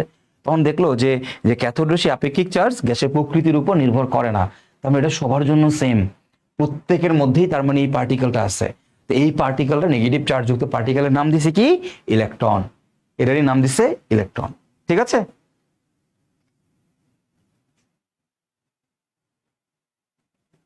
ক্লিয়ার, বুঝা গেছে? Okay fine. তো এই হচ্ছে কাহিনী, আমরা আশা করি সবাই বুঝতে পারছি। এটাই হচ্ছে আমাদের পাম্প পুডিং মডেল, পাম্প পুডিং মডেল। ওকে, পাম্প পুডিং মডেল। আমাদের পাম্প পুডিং মডেলটা কি আশা করি তোমরা সবাই বুঝে গেছো, এবং কিভাবে ইলেকট্রন আবিষ্কার হয়েছে এটাও তোমরা বুঝছো। আচ্ছা, এখন এবার আমরা দেখবো যে আমি তো ইলেকট্রন আবিষ্কার করে ফেলছি, আমাদের পাম্প পুডিং মডেলও হয়ে গেছে, মানে জে থমসনের মডেলটা আমরা দেখে ফেলছি যে জে থমসন কেন এই মডেলটা দিল, মানে কেন এরকম একটা মডেলে সে সিদ্ধান্তে আসলো, কেন আসলো। আমার কোশ্চেনটা হচ্ছে এটা, পাম্প পুডিং মডেল কি তোমরা পারবা, কিন্তু তার আসলে ব্যাক স্টোরিটা কি, সে কেন এরকম একটা মডেল উপস্থাপনা করলো, তার কেন মনে হইলো পরমাণুর ভিতরে ইলেকট্রন আছে, কেন মনে হইলো? বিকজ এই এক্সপেরিমেন্টের কারণে, এই ক্যাথোড রে এক্সপেরিমেন্টের কারণে তার কাছে এই জিনিসটা তার মাথার মধ্যে আসছে। ওকে, এবার আসো তারপরে এখন আমরা দেখবো আমাদের ডিসকভারি অফ প্রোটন অথবা নিউক্লিয়াস, ডিসকভারি অফ প্রোটন অথবা নিউক্লিয়াস। আচ্ছা, এখন এই ডিসকভারি অফ প্রোটন অথবা নিউক্লিয়াস মানে প্রোটন আবিষ্কার হয়েছিল আর কি, কে করছে, বা নিউক্লিয়াস সর্বপ্রথম কে আবিষ্কার করছে? তো এটা করছে আর্নেস্ট রাদারফোর্ড। কত সালে? 1909 সালে। কত সালে? 1909 সালে, ঠিক আছে?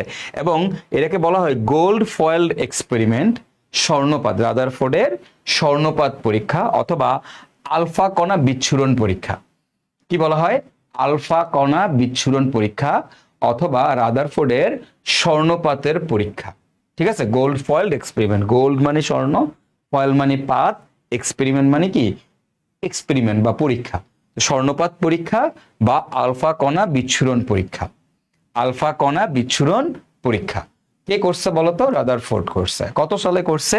1909 সালে করছে। ওকে, তো এই যে এক্সপেরিমেন্টটা করছে আলফা কণা বিচ্ছুরণ পরীক্ষা, তোমরা 19 থাকতেও দেখছো, রাদারফোর্ডের পরমাণু মডেল পড়ছো না? তো এই রাদারফোর্ডের আলফা কণা বিচ্ছুরণ পরীক্ষাটা কি, কে করছে? Ernst Rutherford. কত সালে? 1909 সালে। এবং এই পরীক্ষার মাধ্যমে সে কি আবিষ্কার করছে? এই পরীক্ষার মাধ্যমে সে নিউক্লিয়াস বা প্রোটন আবিষ্কার করছে। সে কি আবিষ্কার করছে? নিউক্লিয়াস বা প্রোটন আবিষ্কার করছে। ঠিক আছে। এবং মজার ব্যাপার কি জানো? মজার ব্যাপার হচ্ছে এক্সপেরিমেন্টটা কিন্তু রাদারফোর্ড নিজে করে নাই। রাদারফোর্ড ছিল সুপারভাইজার। রাদারফোর্ড ছিল সুপারভাইজার, মানে সে সুপারভিশন করতেছে। ঠিক আছে। কিন্তু অ্যাকচুয়ালি কামলা দিছে কে জানো? এই এক্সপেরিমেন্টটা করতে গিয়ে যে বিখ্যাত রাদারফোর্ডের পরমাণু মডেল, এর আসলে কামলা দিছে কে? কামলা দিছে, দেখো, this experiment was performed by Hans Geiger and Marsden Ernest Marsden under the supervision of Ernest Rutherford. মানে রাদারফোর্ডের সুপারভিশনের আন্ডারে বেসিক্যালি এই দুইজন কামলা দিছে। এই দুইজনই আসলে এই রাদারফোর্ডের আলফা কণা বিচ্ছুরণ পরীক্ষা করছে। কারা করছে? এরা করছে। বুঝছো? এই দুজন হচ্ছে রাদারফোর্ডের আলফা কণা বিচ্ছুরণ পরীক্ষা করছে। আর হে হচ্ছে বস, কইছে যে আচ্ছা ঠিক আছে তোমরা এটা করছো, ওকে ফাইন, কি কি পাইছো আমারে কও। বুঝা গেছে? কি কি পাইছো আমারে কও। Okay fine. শারিয়ার হক, তোমার বইয়ে কি আছে না আছে এটা দেখে আমার জানার দরকার আছে। তোমার বইয়ে কি আছে? হ্যাঁ, আমি পড়াইতেছি, যেটা পড়াইছি তুমি এটা পড়বা। তোমার বই, তুমি তুমি তুমি আমার স্লাইডই তো একটা বই, authentic book. This one is the authentic বই। বুঝা গেছে শারিয়ার? সো বইয়ে কি আছে, বইয়ে কিছু দেখার দরকার না, আগে আমারটা দেখো, তারপরে বই পড়বা। আগে বুঝো তোমার বই পড়তে কে বলছো? আমি বলছি তোমার এখনো বই পড়তে? তোমাদেরকে বলছি না পাকনামি কম করতে? তোমাদেরকে আমি এখনো বলছি যে তোমরা বই খুলে পড়ো। নট এ সিঙ্গেল আমি বলছি না তোমরা এখনো কোনো বই পড়বা না, কিচ্ছু পড়বা না। পড়বা কখন আমি বলে দিব, কখন তুমি বই পড়বা সেটা আমি বলে দিব। তোমাদেরকে একটা লেভেলে নিব, নিয়ে তারপরে তোমার বলবো এখন তুমি বই পড়ো, এবার তুমি বই পড়ো। তখন তুমি দেখবে বই পড়লে বইয়ের প্রতিটা লাইনের ব্যাখ্যা দিতে পারবা, তুমি আরো 10 জনকে বুঝাইতে পারবা। ঠিক আছে, আরো 10 জনকে তুমি বুঝাইতে পারবা। ওকে, সো চিল ভাইয়া যেটা পড়াইতেছি তুমি আগে পড়ো, আগে তোমার যেটা পড়াইতেছি সেটা তুমি পড়ো। ওকে, তারপরে দেখ পরেরটা পরে। তাহলে আগে বুঝো যে রাদারফোর্ড আলফা কণা বিচ্ছুরণ পরীক্ষা এটা দিচ্ছে। এটা করছে কত সালে? 1990 সালে, 9 সালে। বুঝো এটা কত সালে করছে? 1909 সালে করছে। কে করছে? কামলা দিছে কে? কামলা দিছে এই দুইজন। আর সুপারভিশন করছে কে? Ernst Rutherford. ওকে, তো এবার আসুন আলফা কণা বিচ্ছুরণ পরীক্ষাটা কি? আলফা কণা বিচ্ছুরণ পরীক্ষাটা হচ্ছে, তোমরা অলরেডি তেজস্ক্রিয়তা পড়ছো। তোমরা জানো যে সকল পরমাণুগুলার একটু ভারী নিউক্লিয়াস, যাদের নিউক্লিয়াস ভারী, তাদের থেকে আলফা বিটা গামা কণা নির্গত হয়, তাই না? আলফা বিটা গামা কণা নির্গত হয়। আমি কি করছি, রাদারফোর্ড কি করছে? রাদারফোর্ড হচ্ছে এরকম একটা, দেখো এখানে একটা ব্লক দেখতে পাচ্ছ, তোমরা খেয়াল করো, দেখছো এখানে একটা তেজস্ক্রিয় এলিমেন্ট তুমি দেখতে পাচ্ছ। আমি এটাকে একটু কাজ করি, দাঁড়াও। এই যে দেখো, এই দেখো এখানে খেয়াল করো, এই যে এখানে একটা কি আছে? ব্লক আছে। এখানে একটা ব্লক আছে, এটাকে বলা লেড ব্লক। এটা কার ব্লক বলো তো ভাইয়ারা? এটা হচ্ছে আমাদের একটা লেড ব্লক। ঠিক আছে, এটা হচ্ছে আমাদের একটা লেড ব্লক। এটাকে আমি লিখে রাখি, এই যে লেড ব্লক। এটা কার? এটা হচ্ছে লেডের। হ্যাঁ, লেড ব্লক। তো লেড ব্লকের মধ্যে কেন রাখে? এই লেড ব্লকের মধ্যে একটা তেজস্ক্রিয় পরমাণু রাখে। লেড ব্লকের ভেতরে কে আছে? লেড ব্লকের ভেতর কে আছে ভাইয়া? এর ভেতর এই তেজস্ক্রিয় পোলোনিয়াম আছে। ওকে, লেড ব্লকের ভেতর কে আছে? তেজস্ক্রিয় পোলোনিয়াম। এটার উপরে স্টার মার্ক দিয়ে রাখছি। স্টার মার্ক মানে হচ্ছে এটা হচ্ছে আমাদের তেজস্ক্রিয়। আমরা একটা লেড ব্লকের ভেতরে একটা তেজস্ক্রিয় পোলোনিয়াম রাখছি। এখন এই পোলোনিয়ামের সুবিধা কি? পোলোনিয়ামের সুবিধা হচ্ছে এখান থেকে আলফা কণা নির্গত হয়, এবং উচ্চ গতিসম্পন্ন আলফা কণা। তাহলে আমি একটু বলতে পারি যে আমার যে লেড ব্লক আছে, এই লেড ব্লকের ভেতরে কি আছে বলতো? লেড ব্লকের ভেতর এখানে আমাদের একটা লেড ব্লক আছে, আর এইটার ভেতরে আমাদের কি আছে? এই যে এটা হচ্ছে আমাদের একটা তেজস্ক্রিয় পোলোনিয়াম, একটা তেজস্ক্রিয় পরমাণু আছে। তো তেজস্ক্রিয় পরমাণু তোমরা সবাই জানো, অলরেডি পড়াই ফেলছি, যে সকল পরমাণুর থেকে আলফা কণা বিটা কণা বের হয়, আলফা বিটা গামা কণা বের হয়, তাই না? যে সকল ভারী নিউক্লিয়াস, কোন পরমাণুর নিউক্লিয়াস যখন ভারী হয় সেগুলো আনস্টেবল হয়, সেখান থেকে আলফা কণা বিটা কণা গামা কণা নির্গত হয়। তো আমি এখানে একটা তেজস্ক্রিয় পরমাণু নিয়েছি। তেজস্ক্রিয় পরমাণুটার নাম কি বলতো? এটার নাম হচ্ছে পোলোনিয়াম। এই তেজস্ক্রিয় পোলোনিয়াম আছে কোথায়? এই ভিতরে। এখন এর ভেতর থেকে কি হয়? এর থেকে 7 পয়েন্ট, আরে কাজ করছে না কেন? এর থেকে কি হচ্ছে বলতো? 7.68 MeV, mega electron volt. 7.68 mega electron volt গতিশক্তির দেখো এত গতিশক্তি বিশিষ্ট আলফা কণা নির্গত হয়। ওকে, আলফা কণা নির্গত হয়। তাহলে আমি দেখলাম যে আমি যে তেজস্ক্রিয় মৌলটা নিছি, এই তেজস্ক্রিয় মৌল থেকে কি বের হয়? আলফা কণা বের হয়। তেজস্ক্রিয় মৌল হিসেবে কাকে নেওয়া হয়েছে? যে কোনো একটা তেজস্ক্রিয় মৌল, বাট আমরা এখানে যে এক্সপেরিমেন্টটা করতেছি কাকে নিয়ে করেছি? পোলোনিয়ামকে। অন্য কোনো তেজস্ক্রিয় মৌল দিলেও হইতো, কোনো অসুবিধা নেই, বাট সে পোলোনিয়াম নিয়ে করছে। এবং সেখান থেকে যে আলফা কণাটা নির্গত হয়েছে সেটা কত গতিশক্তির? 7.68 মেগা ইলেকট্রন ভোল্ট গতিশক্তির আলফা কণা এখান থেকে নির্গত হয়েছে। এবং যেহেতু এটা একটা তেজস্ক্রিয় এলিমেন্ট, একটা জিনিস তেজস্ক্রিয়, তাহলে মানে কি? তেজস্ক্রিয় এলিমেন্ট গুলো যখন আমাদের শরীরের মধ্যে এসে পড়বে, আমরা জানি আমাদের ক্যান্সার তৈরি হয়, অনেক সমস্যা তৈরি হয়, তাই না? তো এক্সপেরিমেন্ট করার জন্য তেজস্ক্রিয় এলিমেন্ট যেহেতু, তো এটাকে একটা লেড ব্লকের ভিতরে ঢুকায় রাখছে। এটা কি করছে? লেড মানে একটা লেডের বাক্সের মধ্যে ঢুকায় রাখছে। লেডের বাক্সের মধ্যে ঢুকানোর সুবিধা কি? এটা লেড ভেদ করে বেরোতে পারে না, লেডের বাক্স ভেদ করে বেরোতে পারে না, ঠিক আছে? তো এবার এই লেডের এক পাশ দিয়ে একটু ছোট্ট ফুটা করে দেওয়া হয়েছে। এখান দিয়ে কি করা হয়েছে? এক পাশ দিয়ে একটা ছোট্ট ফুটা করে দেওয়া হয়েছে। এই যে তুমি ছোট্ট ফুটা করে দিছো, এই ছোট্ট ফুটার ভেতর দিয়ে আমার এখান থেকে এই আলফা কণাগুলো সেই করে বেরোচ্ছে, সেই করে বেরোচ্ছে। কত গতিশক্তির? 7.68 মেগা ইলেকট্রন ভোল্ট গতিশক্তির আলফা কণা বেরোচ্ছে।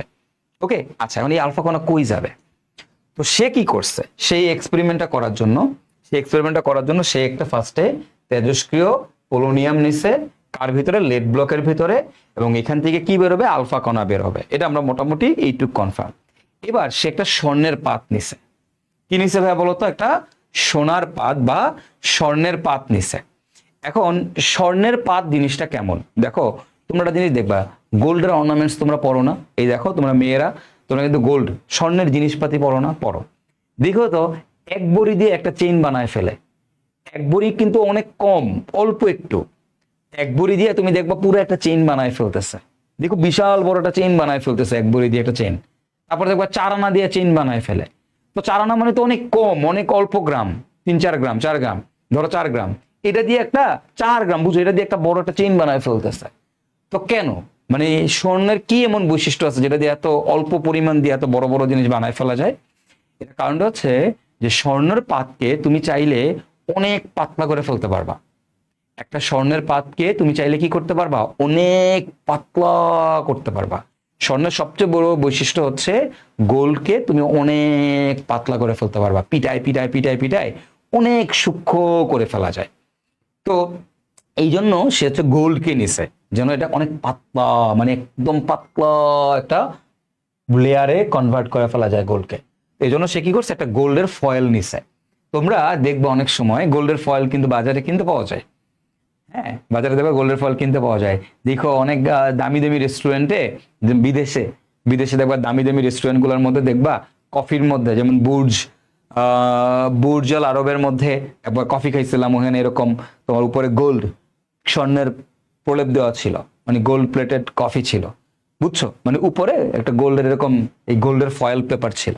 গোল্ডের ফয়েল পেপার এডিবল, খাওয়া যায় আর কি, খাওয়া যায়। ওকে, আচ্ছা, তো এরকম একটা পাতলা একটা স্বর্ণের পাত নিছে। এটা হচ্ছে আমাদের কি বলতো? এটা হচ্ছে গোল্ড ফয়েল, এটা হচ্ছে স্বর্ণপাত। এটাকে আমরা বলি স্বর্ণপাত, মানে গোল্ডের একটা পাতলা পাত নিছে। গোল্ডের একটা পাতলা পাত নিছে, বুঝতে পারছো? স্বর্ণপাত, স্বর্ণের পাত, মানে গোল্ডের একটা পাতলা পাত নিছে। এখন এই যে স্বর্ণের যে পাতটা নেওয়া হয়েছে, এই স্বর্ণ পাতের পুরুত্ব কত ছিল? স্বর্ণপাতটা নেওয়া হয়েছিল 0.00004 সেন্টিমিটার। ওকে, 0.00 চারটা 04 সেন্টিমিটার। এই এত সেন্টিমিটার পুরুত্বের, এত সেন্টিমিটার পুরুত্ব, পুরু, তার মানে বুঝছো 1 সেন্টিমিটারেরও কত অল্প। হ্যাঁ, মানে অনেক পাতলা 0.00004 সেন্টিমিটার পুরুত্বের একটা স্বর্ণপাত আমরা এখানে নিছি। ওকে, তাহলে মাঝখানে একটা স্বর্ণপাত রাখছে, রেখে এটাকে 4 পাশ দিয়ে, দেখো 4 পাশ দিয়ে একটা ব্যারিকেড দিছে। এর 4 পাশ দিয়ে একটা ব্যারিকেড দিছে। কার ব্যারিকেড দিছে ভাইয়া? জিঙ্ক সালফাইডের ব্যারিকেড দিছে। কার ব্যারিকেড দিয়েছে? Zinc sulphide. এই যে লেয়ারটা তুমি দেখতে পাচ্ছ, এই লেয়ারটা হচ্ছে আমাদের কার? এটা কার? এটা হচ্ছে আমাদের জিঙ্ক সালফাইডের লেয়ার। কার কার ব্যারিকেড দেওয়া হয়েছে?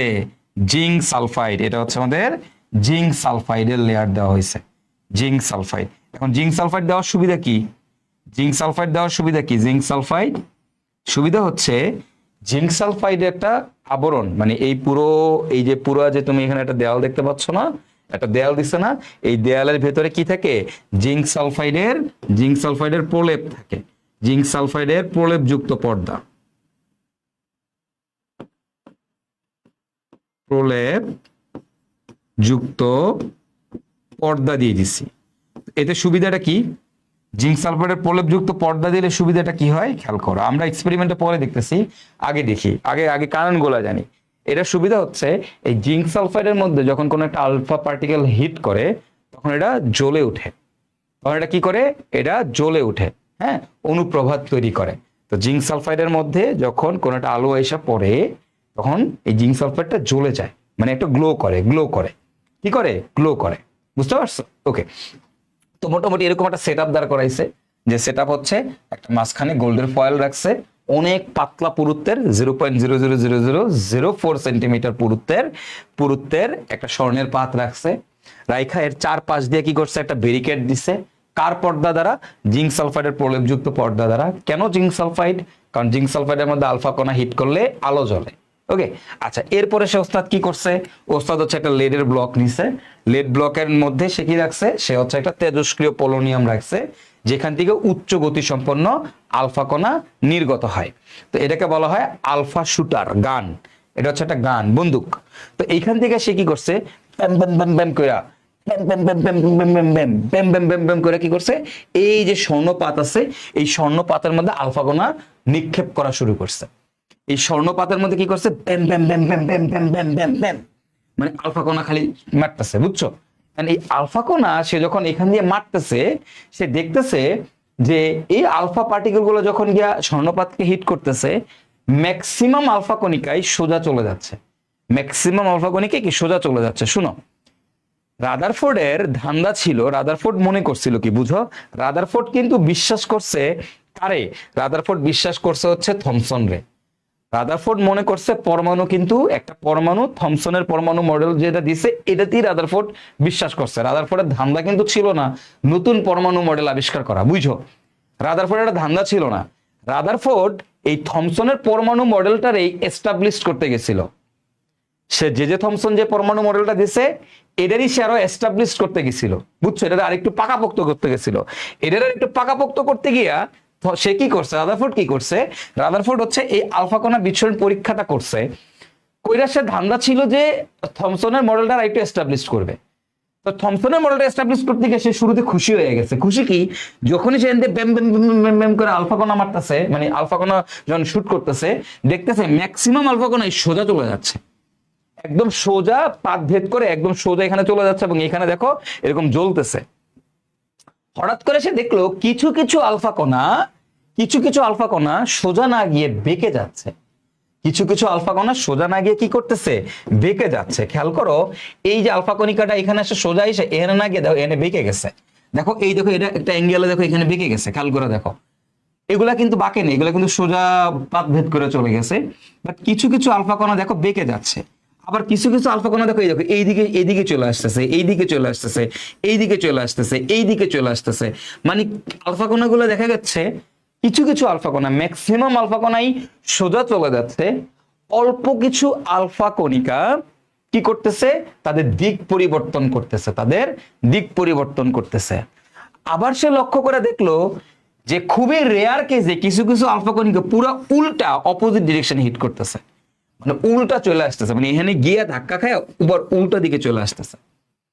তো that's the problem, that's the problem. এইটাই হচ্ছে প্রথম যে প্রবলেম, সেটা হচ্ছে রাদারফোর্ড প্রথম যে প্রবলেমটা ফেস করছে, এটাই হচ্ছে সেই প্রবলেম। যে তার তো ধারণা ছিল, সে তো হচ্ছে বিশ্বাস করতো কারে, সে বিশ্বাস করতো থমসনের পরমাণু মডেলে।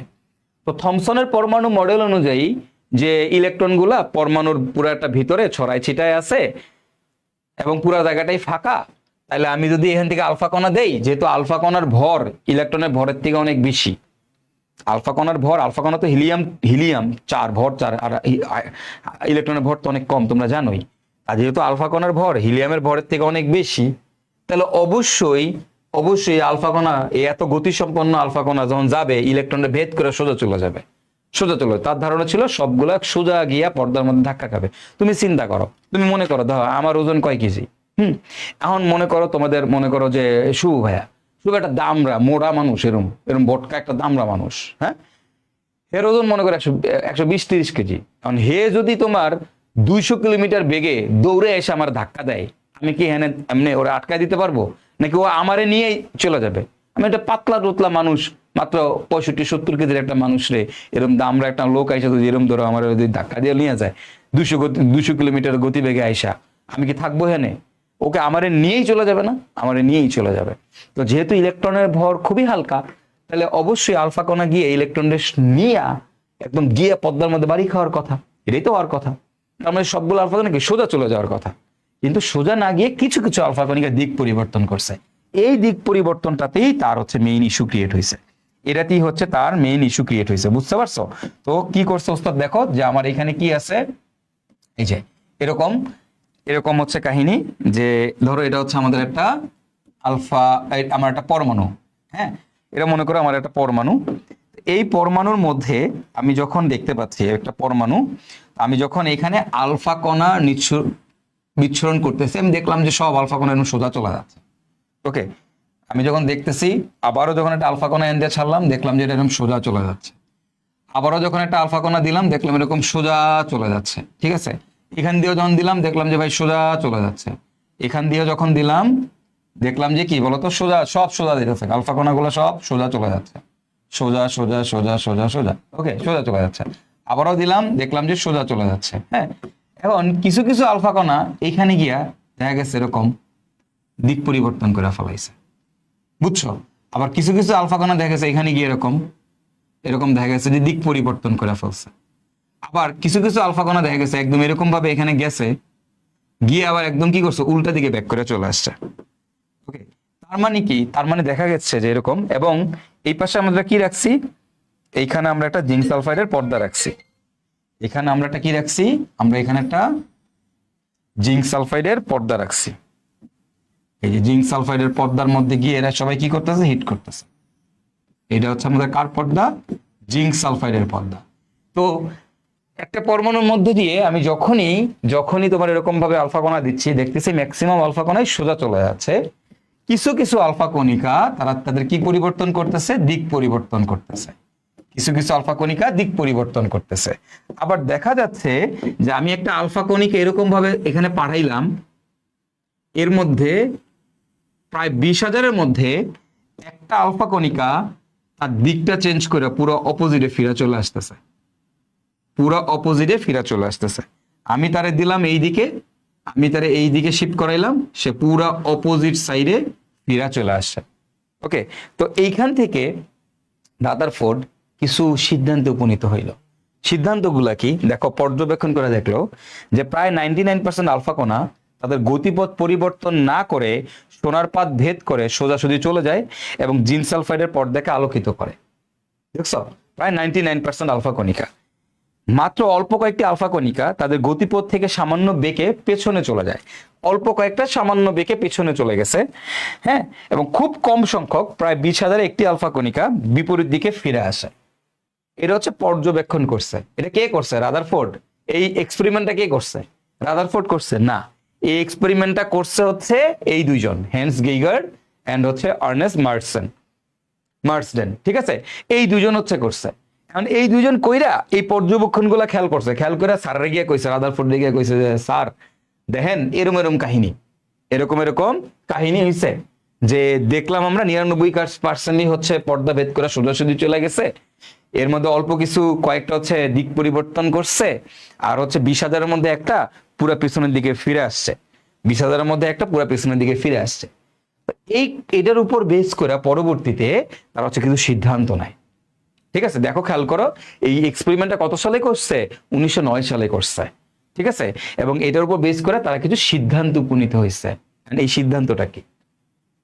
যেহেতু 99% আলফা কণাই এটা ভেদ করে চলে গেছে, তার মানে অধিকাংশ স্থান হচ্ছে ফাঁকা, পরমাণুর অধিকাংশ স্থানই কি ফাঁকা।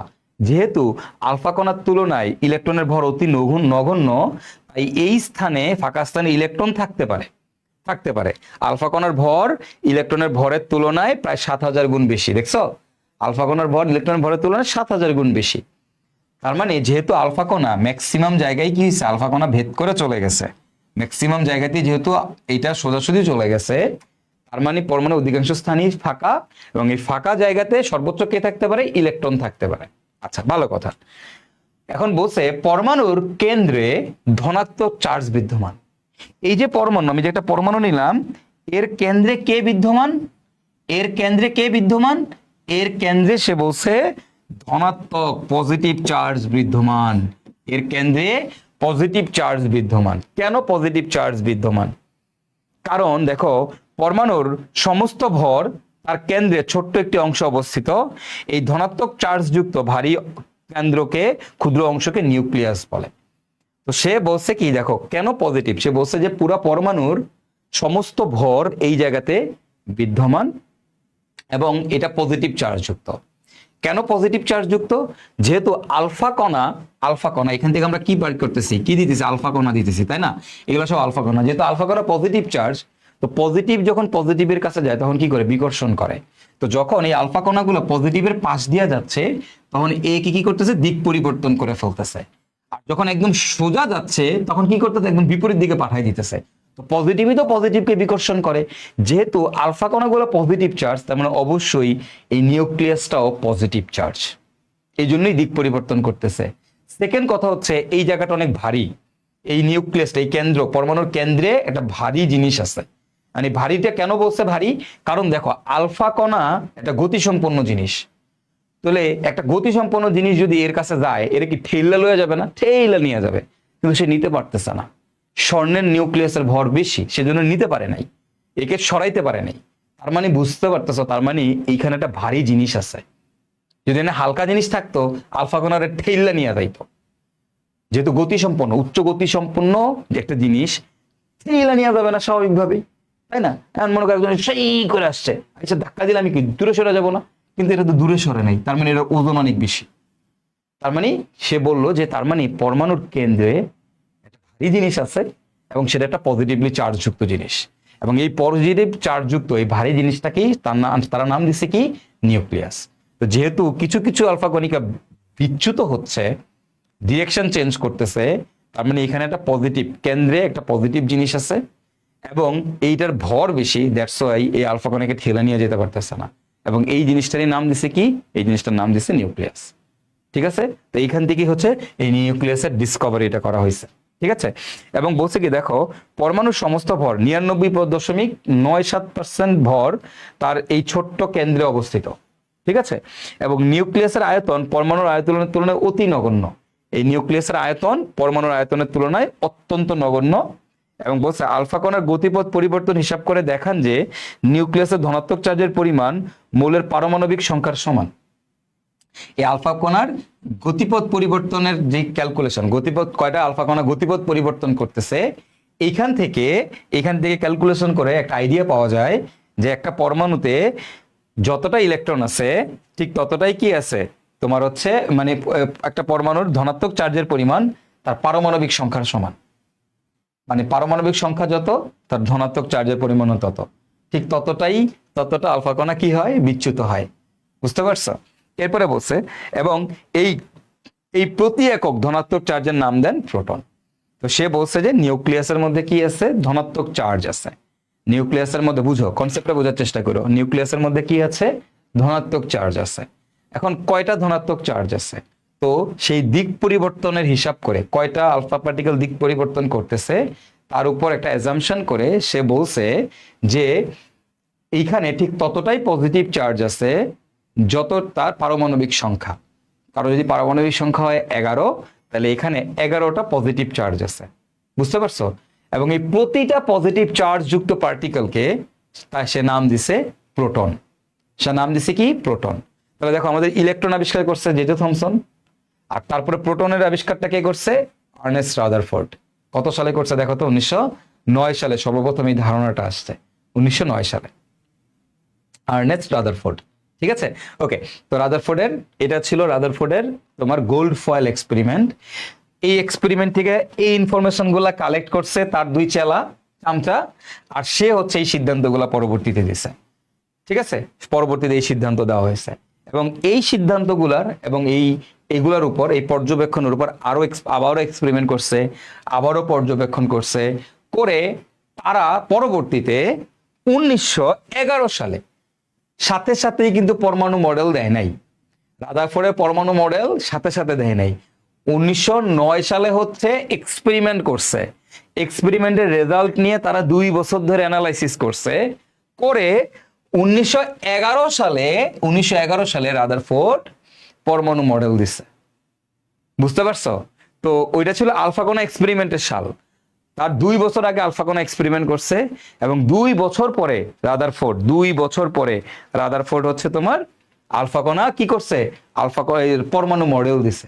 তাহলে এই যে আলফাকোনা বিচ্ছুরণ পরীক্ষাটা করলো, আরো 2 বছর পরে সে এই 2 বছর ধরে এটা নিয়ে অ্যানালাইসিস করছে তারা, করে তারপরে তারা হচ্ছে আমাদের এই বিখ্যাত রাদারফোর্ডের পরমাণু মডেলটা দিছে। রাদারফোর্ডের পরমাণু মডেলটা কি? 1911 সালে বলছে গোলাকার পরমাণুর কেন্দ্রে একটি ধনাত্মক চার্জ বিশিষ্ট ভারী বস্তু বিদ্যমান। এই ধনাত্মক চার্জযুক্ত ভারী বস্তুকে পরমাণুর কেন্দ্র বা নিউক্লিয়াস বলে, অর্থাৎ পরমাণুর সমস্ত ভর এই ধনাত্মক নিউক্লিয়াসে কেন্দ্রীভূত। তো ওস্তাদ বলছে একটা পরমাণুর কেন্দ্রে কি আছে? পরমাণুর কেন্দ্রে ধনাত্মক চার্জ আছে। কোন একটা পরমাণুর কেন্দ্রে কি আছে? ধনাত্মক চার্জ যুক্ত একটা ভারী বস্তু আছে। এই ভারী বস্তুটাকে কি বলা হয়? নিউক্লিয়াস। ভারী বস্তুটাকে কি বলা হয়? নিউক্লিয়াস। ওকে, ফাইন। পরমাণুর অধিকাংশ স্থান ফাঁকা এবং নিউক্লিয়াসের আয়তন পরমাণুর আয়তনের তুলনায় অতি নগণ্য। তো একটা নিউক্লিয়াসের ব্যাসার্ধ বলছে 10⁻⁻5 মিটার এবং পরমাণুর ব্যাসার্ধ বলছে 10⁻⁻10 মিটার। আমরা নিজেরা একটু দেখি, খেয়াল করো তো এখন এখান থেকে। সুতরাং আমি এইভাবে বলতে পারি, দেখো তো, আমি বলতেই পারি যে সুতরাং, আরে পেনটা থেকে সমস্যা নাকি?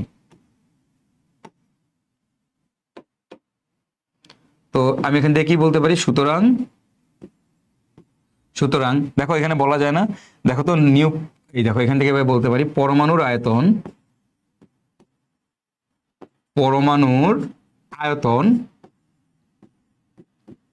ডিভাইডেড বাই নিউক্লিয়াসের আয়তন। খেয়াল করো, ক্যালকুলেশন করি, চলো। সে বলছে একটা পরমাণুর নিউক্লিয়াসের আয়তন। ওকে, তো পরমাণুর আয়তন আর নিউক্লিয়াসের আয়তন। সে কি বলছে? সে বলছে যে ভাই একটা পরমাণু অধিকাংশ স্থানই ফাঁকা এবং এর কেন্দ্রে কে আছে? নিউক্লিয়াস আছে। ওই নিউক্লিয়াসটা পরমাণু টোটাল আয়তনের তুলনায় অত্যন্ত নগণ্য।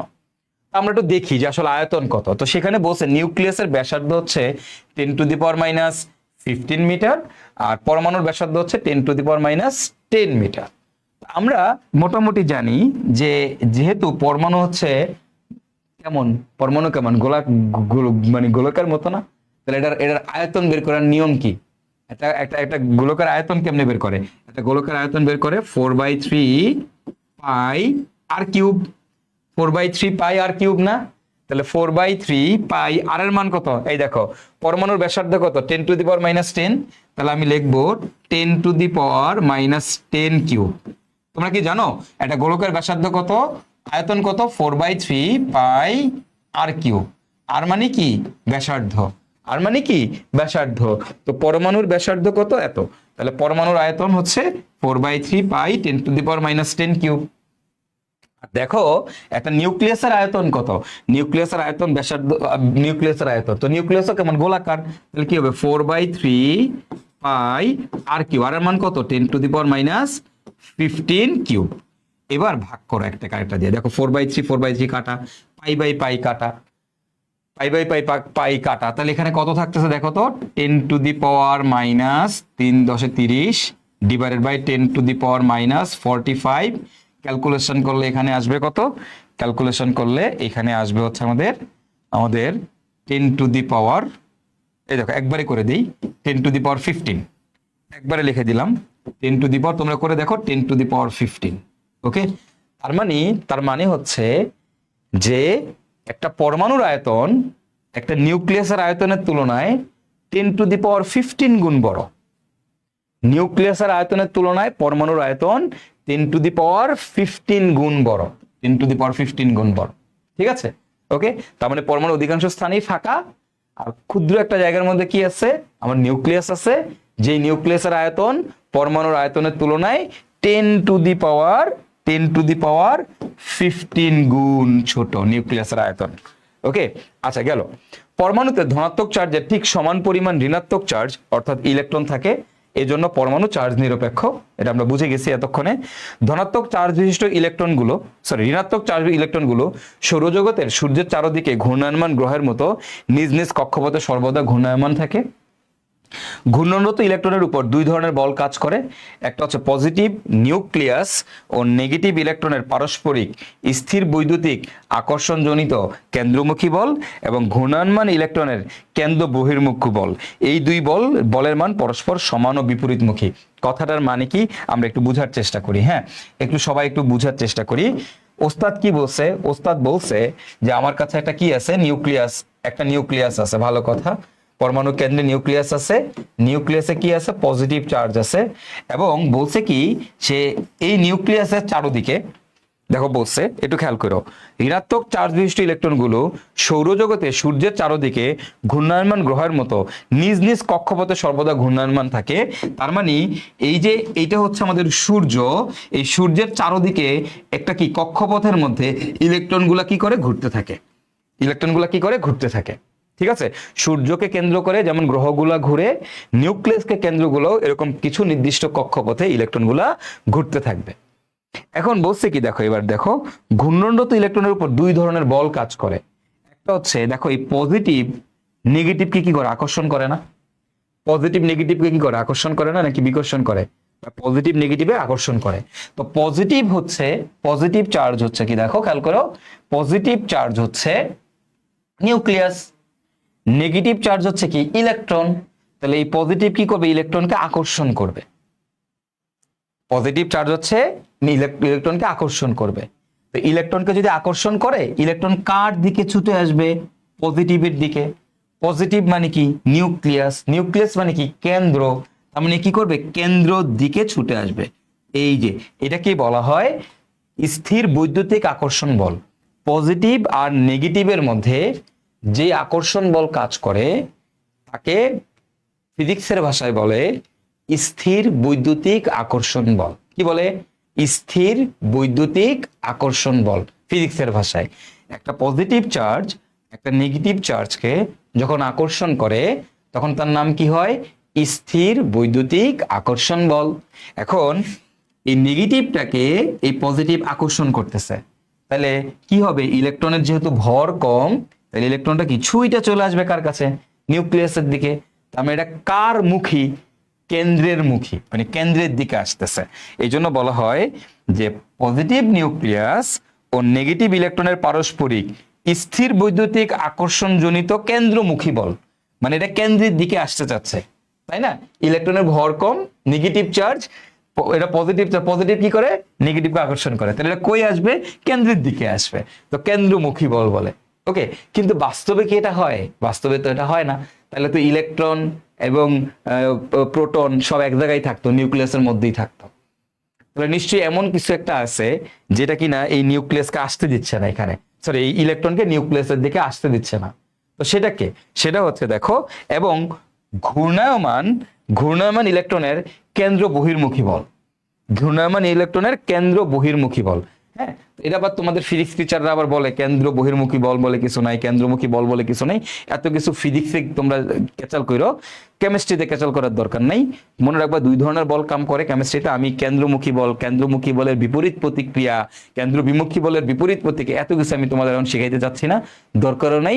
এটা তুমি ফিজিক্সে যখন পড়বা, ফিজিক্সের ভাইয়াদের কাছ থেকে শিখবা। এগুলা কেমিস্ট্রিতে কোনো দরকার নেই, অ্যাপ্লাই করার দরকার নেই। জাস্ট দুইটা কথা, একটা হচ্ছে পজিটিভ নেগেটিভ আকর্ষণ করে, এটাকে বলা হয় স্থির বৈদ্যুতিক আকর্ষণ বল। ইলেকট্রনকে কি করতেছে, কেন্দ্রের দিকে টানতেছে, যেটাকে বলা হয় কেন্দ্রমুখী বল।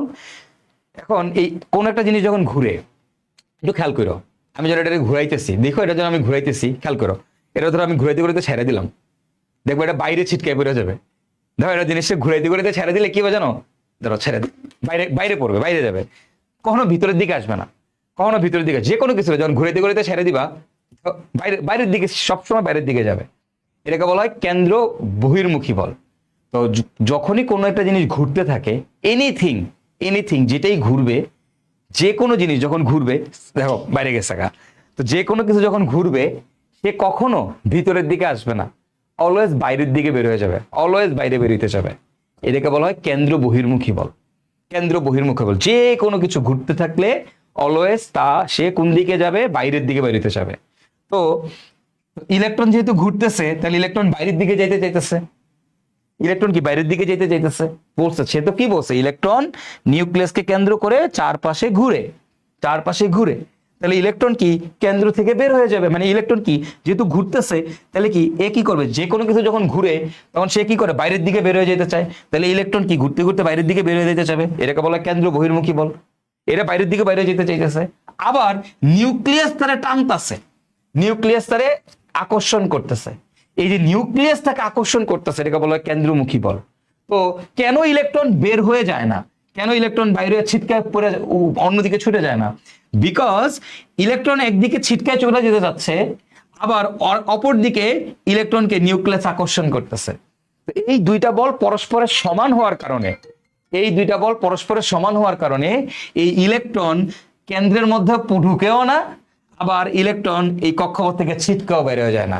ইলেকট্রন কক্ষপথের মধ্যেই ঘুরতে থাকে, কক্ষপথের মধ্যেই ঘুরতে থাকে। দেখো কেন্দ্রমুখী বল এর টাইনা টাইনা নিউক্লিয়াস আনতে চাইতেছে, আবার কেন্দ্রমুখী বহির্মুখী বল এর হেনতে বাইর করতে চাইতেছে। এই দুইটা বলের মান পরস্পর সমান হয়, এই কারণে ইলেকট্রন কেন্দ্রের মধ্যে পড়ে না, ইলেকট্রন ছিটকে বাইরেও পড়ে যায় না, ইলেকট্রন সুন্দর মতো এই কক্ষপথে ঘুরতে থাকে, সুন্দর মতো এই কক্ষপথে ঘুরতে থাকে। ঠিক আছে, বুঝতে পারছো? ক্লিয়ার? ক্লিয়ার?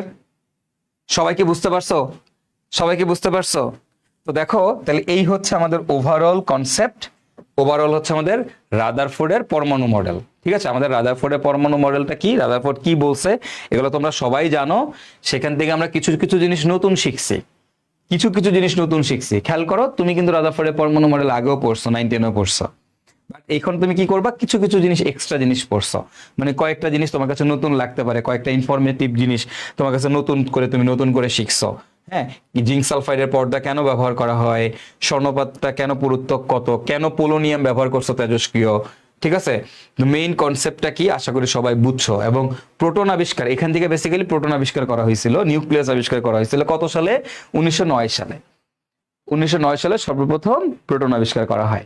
ঠিক আছে, বুঝছো? ওকে, তো কনসেপ্ট ক্লিয়ার কিনা? এবং সে কি বলছে, কেন্দ্রের মধ্যে কি আছে, পজিটিভ চার্জ আছে, এবং এই পজিটিভ চার্জ যুক্ত, মানে কয়টা পজিটিভ চার্জ আছে, পারমাণবিক সংখ্যার সমান সংখ্যক পজিটিভ চার্জ আছে, অথবা যতগুলো ইলেকট্রন আছে ঠিক ততগুলো পজিটিভ চার্জ আছে, এবং প্রত্যেকটা পজিটিভ চার্জ যুক্ত কণার নাম দিচ্ছে কি, প্রোটন। এখন পর্যন্ত নিউট্রন আবিষ্কার হয় নাই, এখন পর্যন্ত নিউট্রন আবিষ্কার হয় নাই। তাহলে রাদারফোর্ডের যে পরমাণু মডেল দিছে, এখানে কোনো নিউট্রন সম্পর্কে কোনো ধারণাই ছিল না। তো রাদারফোর্ডের সেই বিখ্যাত পরমাণু মডেলটা কি, চলো আমরা একটু দেখার চেষ্টা করি, আসো। তো রাদারফোর্ড কি বলছে, রাদারফোর্ড বলছে যে পরমাণুর কেন্দ্রে এরকম আমাদের কি থাকবে, পজিটিভ চার্জ থাকবে। পজিটিভ চার্জ কিরকম পজিটিভ চার্জ থাকবে, পারমাণবিক সংখ্যার সমান সংখ্যক পজিটিভ চার্জ থাকবে। এবং এর কি করবে ভাইয়া, এর চারপাশে আমাদের কি হবে, এরকম ভাবে খেয়াল করো, চারপাশে সৌরজগতে সূর্যের চারদিকে যেমন নির্দিষ্ট কক্ষপথে ইলেকট্রনগুলো ঘুরতে থাকে, ঠিক এরকমই কয়েকটা নির্দিষ্ট কক্ষপথে কয়েকটা নির্দিষ্ট কক্ষপথে আমাদের কি হবে, দেখো সৌরজগতের চারদিকে যেমন ইলেকট্রন ঘুরতে থাকে, ঠিক সিমিলারলি এরকম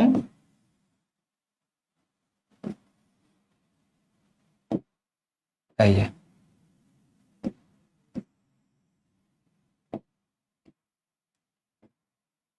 আচ্ছা, এই যে দেখো এরকম এরকম কয়েকটা নির্দিষ্ট কক্ষপথে কি হবে, ইলেকট্রনের চারদিকে এই যে ওস্তাদ ঘুরতে থাকবে। এই নিউক্লিয়াসের চারদিকে, এটা হচ্ছে নিউক্লিয়াস, এর চারপাশে কি হবে ভাইয়া, এর চারপাশে আমাদের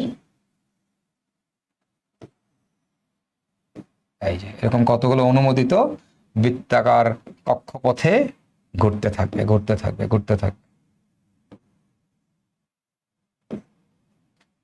এই কক্ষপথগুলোতে কে থাকে, এই যে কক্ষপথগুলো, এই কক্ষপথগুলোতে কে থাকে, এখানে হচ্ছে ইলেকট্রন থাকে, কে থাকে, ইলেকট্রন থাকে, কে থাকে, ইলেকট্রন থাকে, কে থাকে, ইলেকট্রন থাকে। বুঝতে পারছো? এই নিউক্লিয়াসের চারপাশে এরকম সৌরজগতের মধ্যে কয়েকটা নির্দিষ্ট বৃত্তাকার কক্ষপথ থাকবে। এই কক্ষপথগুলোতে কে ঘুরবে, ইলেকট্রন ঘুরবে, ইলেকট্রন ঘুরবে। ওকে, এই হচ্ছে কাহিনী। এটাই হচ্ছে আমাদের সেই বিখ্যাত রাদারফোর্ডের অ্যাটমিক মডেল বা পরমাণু মডেল। বলো, একটা পরমাণুর আয়তনের তুলনায়, মানে একটা পরমাণুর আয়তন নিউক্লিয়াসের আয়তনের তুলনায় কত গুণ বড়? 10⁻15 গুণ বড়, 10⁻15 গুণ বড়। ওকে, আচ্ছা একটা কোশ্চেন, তোমরা বলো ভাইয়া কোন স্লাইডের কতটুকু নোট করতে হবে একটু বলে দিলে ভালো হয়। আচ্ছা তোমার কি মনে হয়, মানে তোমরা কি আমার একটু বলো, যে আমার যদি তোমার এটা নোট করা নাই লাগতো আমি এটি লিখতাম।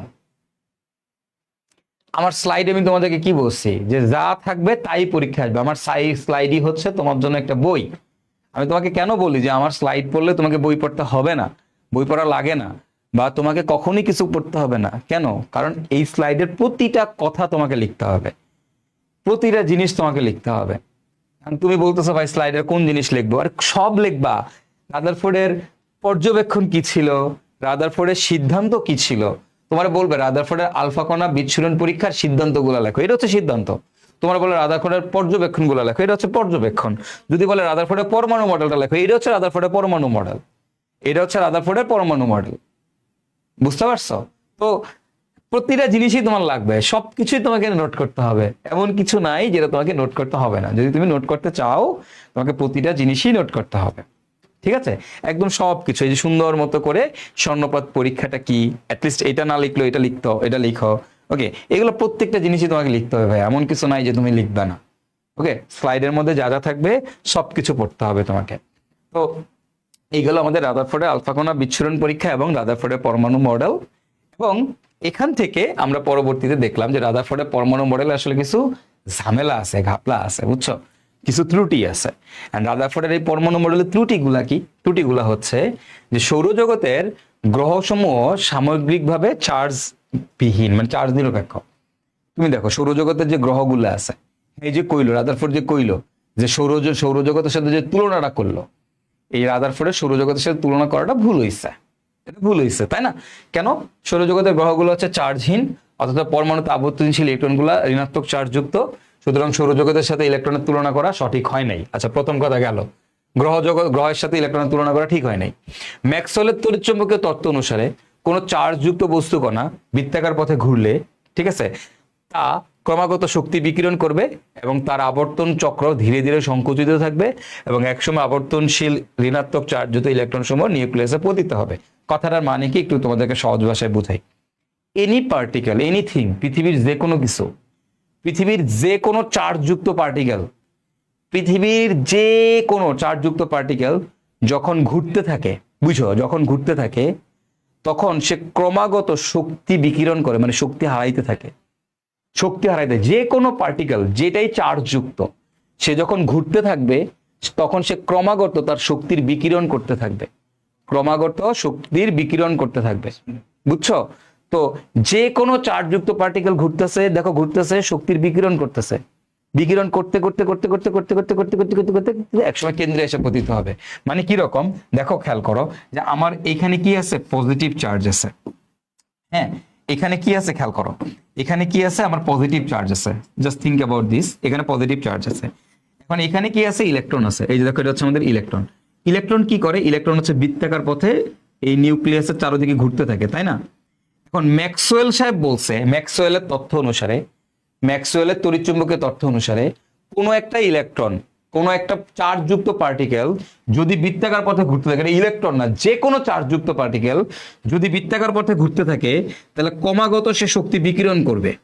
মানে সে এই যে দেখো, যেহেতু বৃত্তাকার পথে ঘুরছে তার শক্তি কমে গেছে, এখন আর সে আগের জায়গায় উঠতে পারবে না, এখন আর সে আগের জায়গায় উঠতে পারবে না, ক্রমাগত শক্তি বিকিরণ করবে করে এই যে দেখো ভিতরের দিকে ঢুকে গেছে।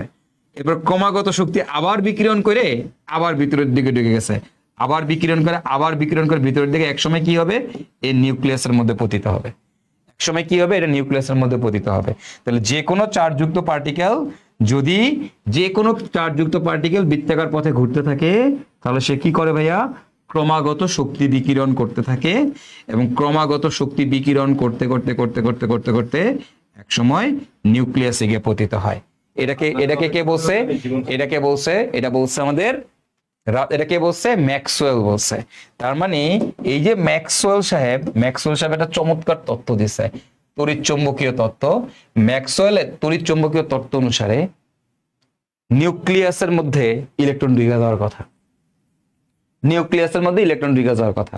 রাদারফোর্ড যেই কথা কইছে, রাদারফোর্ডের তথ্যের সাথে ম্যাক্সওয়েলের তথ্য ব্যাপকভাবে সাংঘর্ষিক।